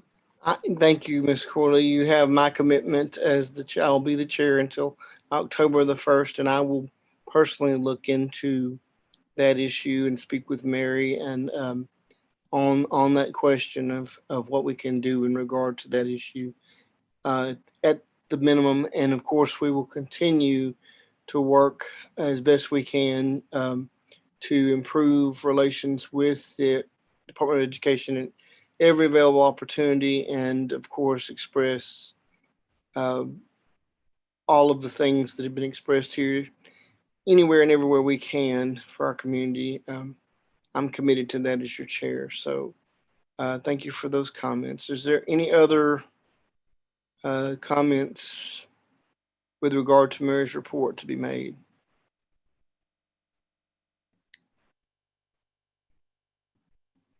Okay, hearing none. Thank you, Mary. Your report will be entered into the record.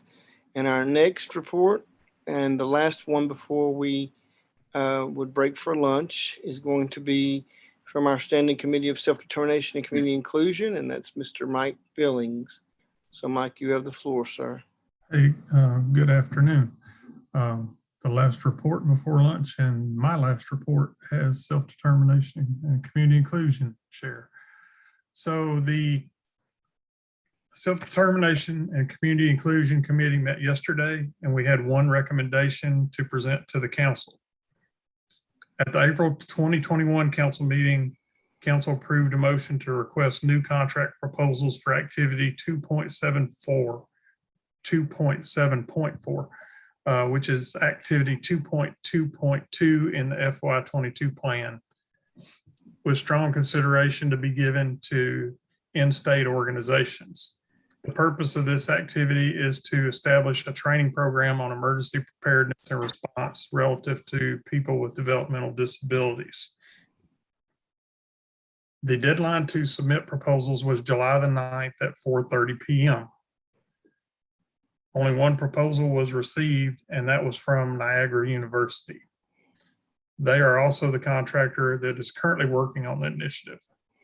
For this year, they have been researching specifics about Louisiana's needs and hosting really successful virtual webinars discussing topics such as disability awareness specific to emergency management, access and functional needs, proper response to individuals with disabilities, and how to involve them in planning.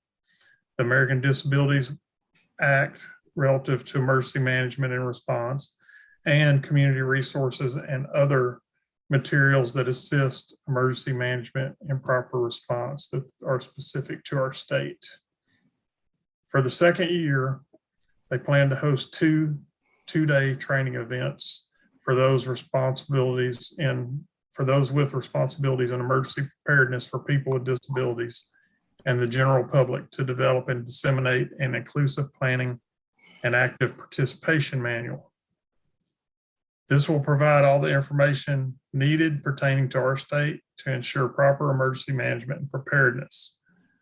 They will also help establish core advisory groups who will be charged with bringing this information back to their local and regional planning agencies.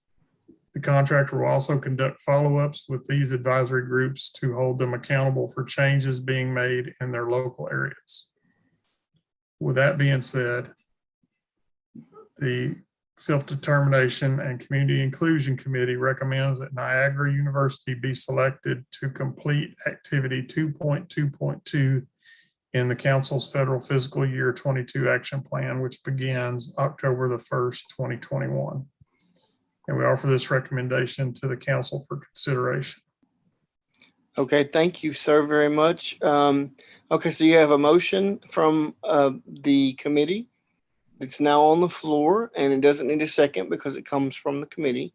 So we have a motion that says the Self-Determination and Community Inclusion Committee recommends that Niagara University be selected to complete activity 2.2.2 in the council's federal fiscal year 2022 action plan, beginning October 1st, 2021, and offers this recommendation for the council's consideration. And so now this is up for discussion. So council members, do we have any discussion of the motion? Nicole Banks has her hand raised. Yes, Ms. Banks, you have the floor.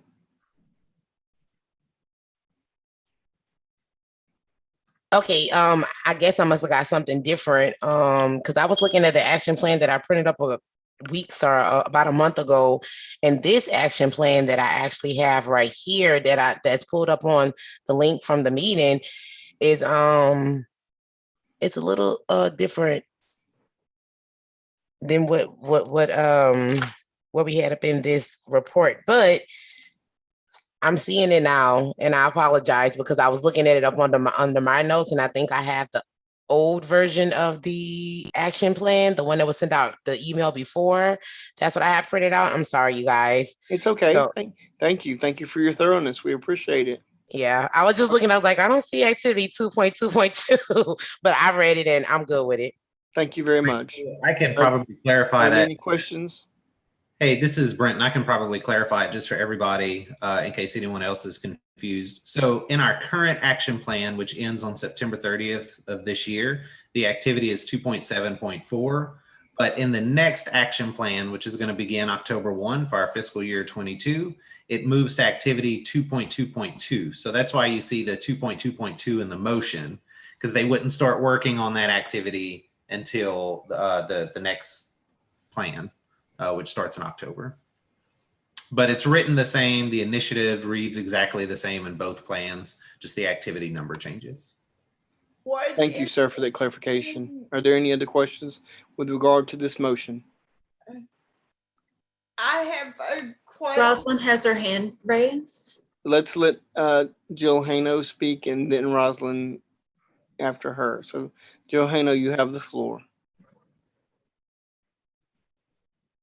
What is the current activity now, Mr. Brenton? The current activity is 2.7.4, and it says it'll provide financial support to establish a training program on emergency preparedness and response relative to people with disabilities or developmental disabilities. And so in October, it's going to read the same. It's just going to change to activity 2.2.4. Okay. 2.2.2. 4. Oh, yeah, I'm sorry. 2.2.2. That's right. Okay, now Rosalind, you had a question? Enough. Yeah. How can anything be completed in the act of 2.2? And that is it going to go to something new? No. Are we just going to make sure that this one is fully completed as an act on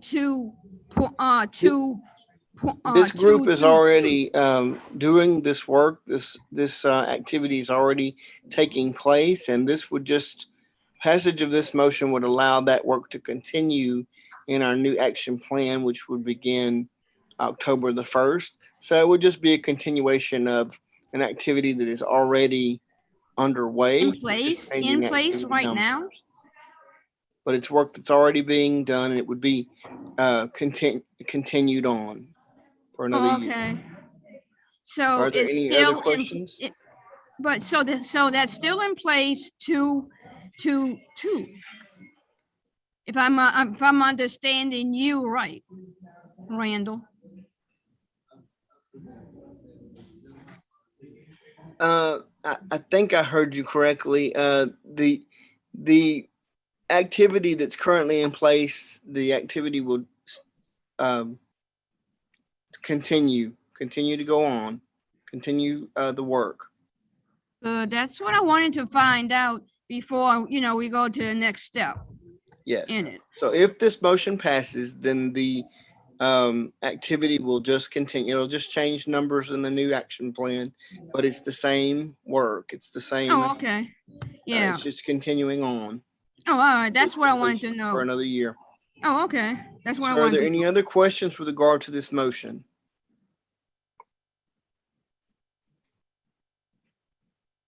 Okay, hearing no other questions. Are there any comments? No comments. All right, so I will call for a vote. Do we have anyone who abstains from this motion? Does anyone abstain? Do we have any objections of the motion before you? Are there any objections to the motion before you on the screen? Okay, hearing no objection, motion carries unanimously. Thank you, ladies and gentlemen.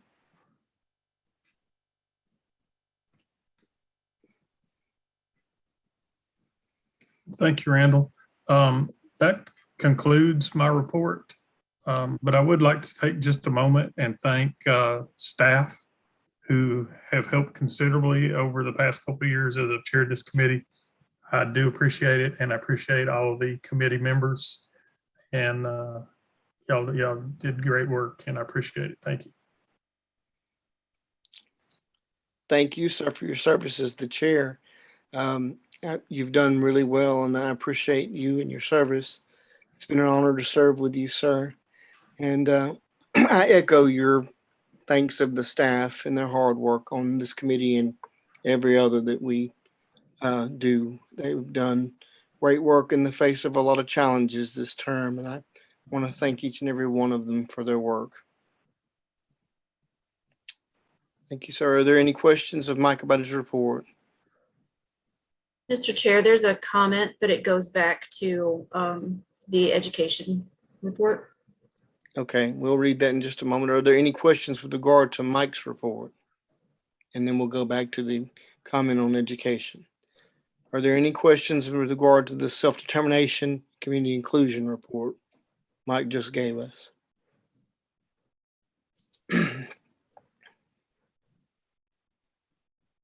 Any questions of Mike's report? Any comments with regard to the report? Okay, thank you, sir. Hearing none, your report will be entered into the record. And now, Amy, we can read the question with regard to education. Dr. McKee asks, is someone available today to address the questions of our public?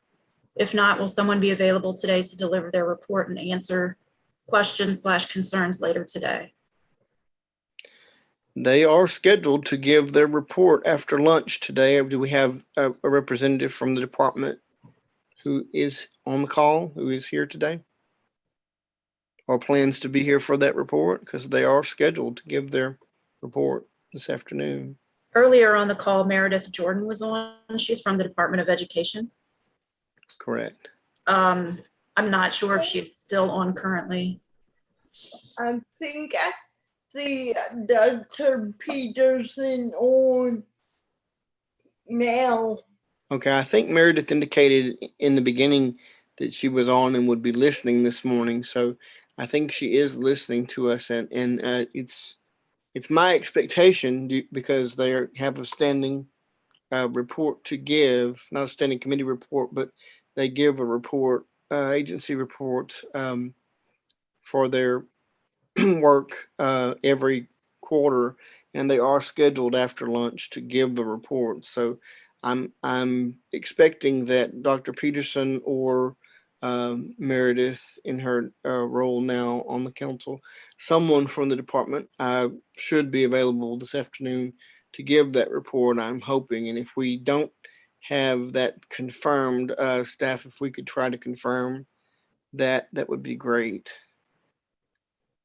Okay, Mary Lee is saying to me she's not even been appointed yet, but again, I echo whomever is in the role or filling in that role, if we could reach out and try to figure out for sure who from the department would be available this afternoon to give a report, that would be helpful. I would hope that someone from the department can give us the report from the Department of Education today. So if that's possible, I mean, they're on the schedule. So let's, if we can, if the staff could please reach out and try to find out. And they've indicated they are attempting to do so. So we will reach out and talk to the department and try to have make sure someone's available for their scheduled time this afternoon after lunch. Okay, are there any other questions with regard to? Miss Brenda has her hand raised. Yes, Brenda, you have the floor.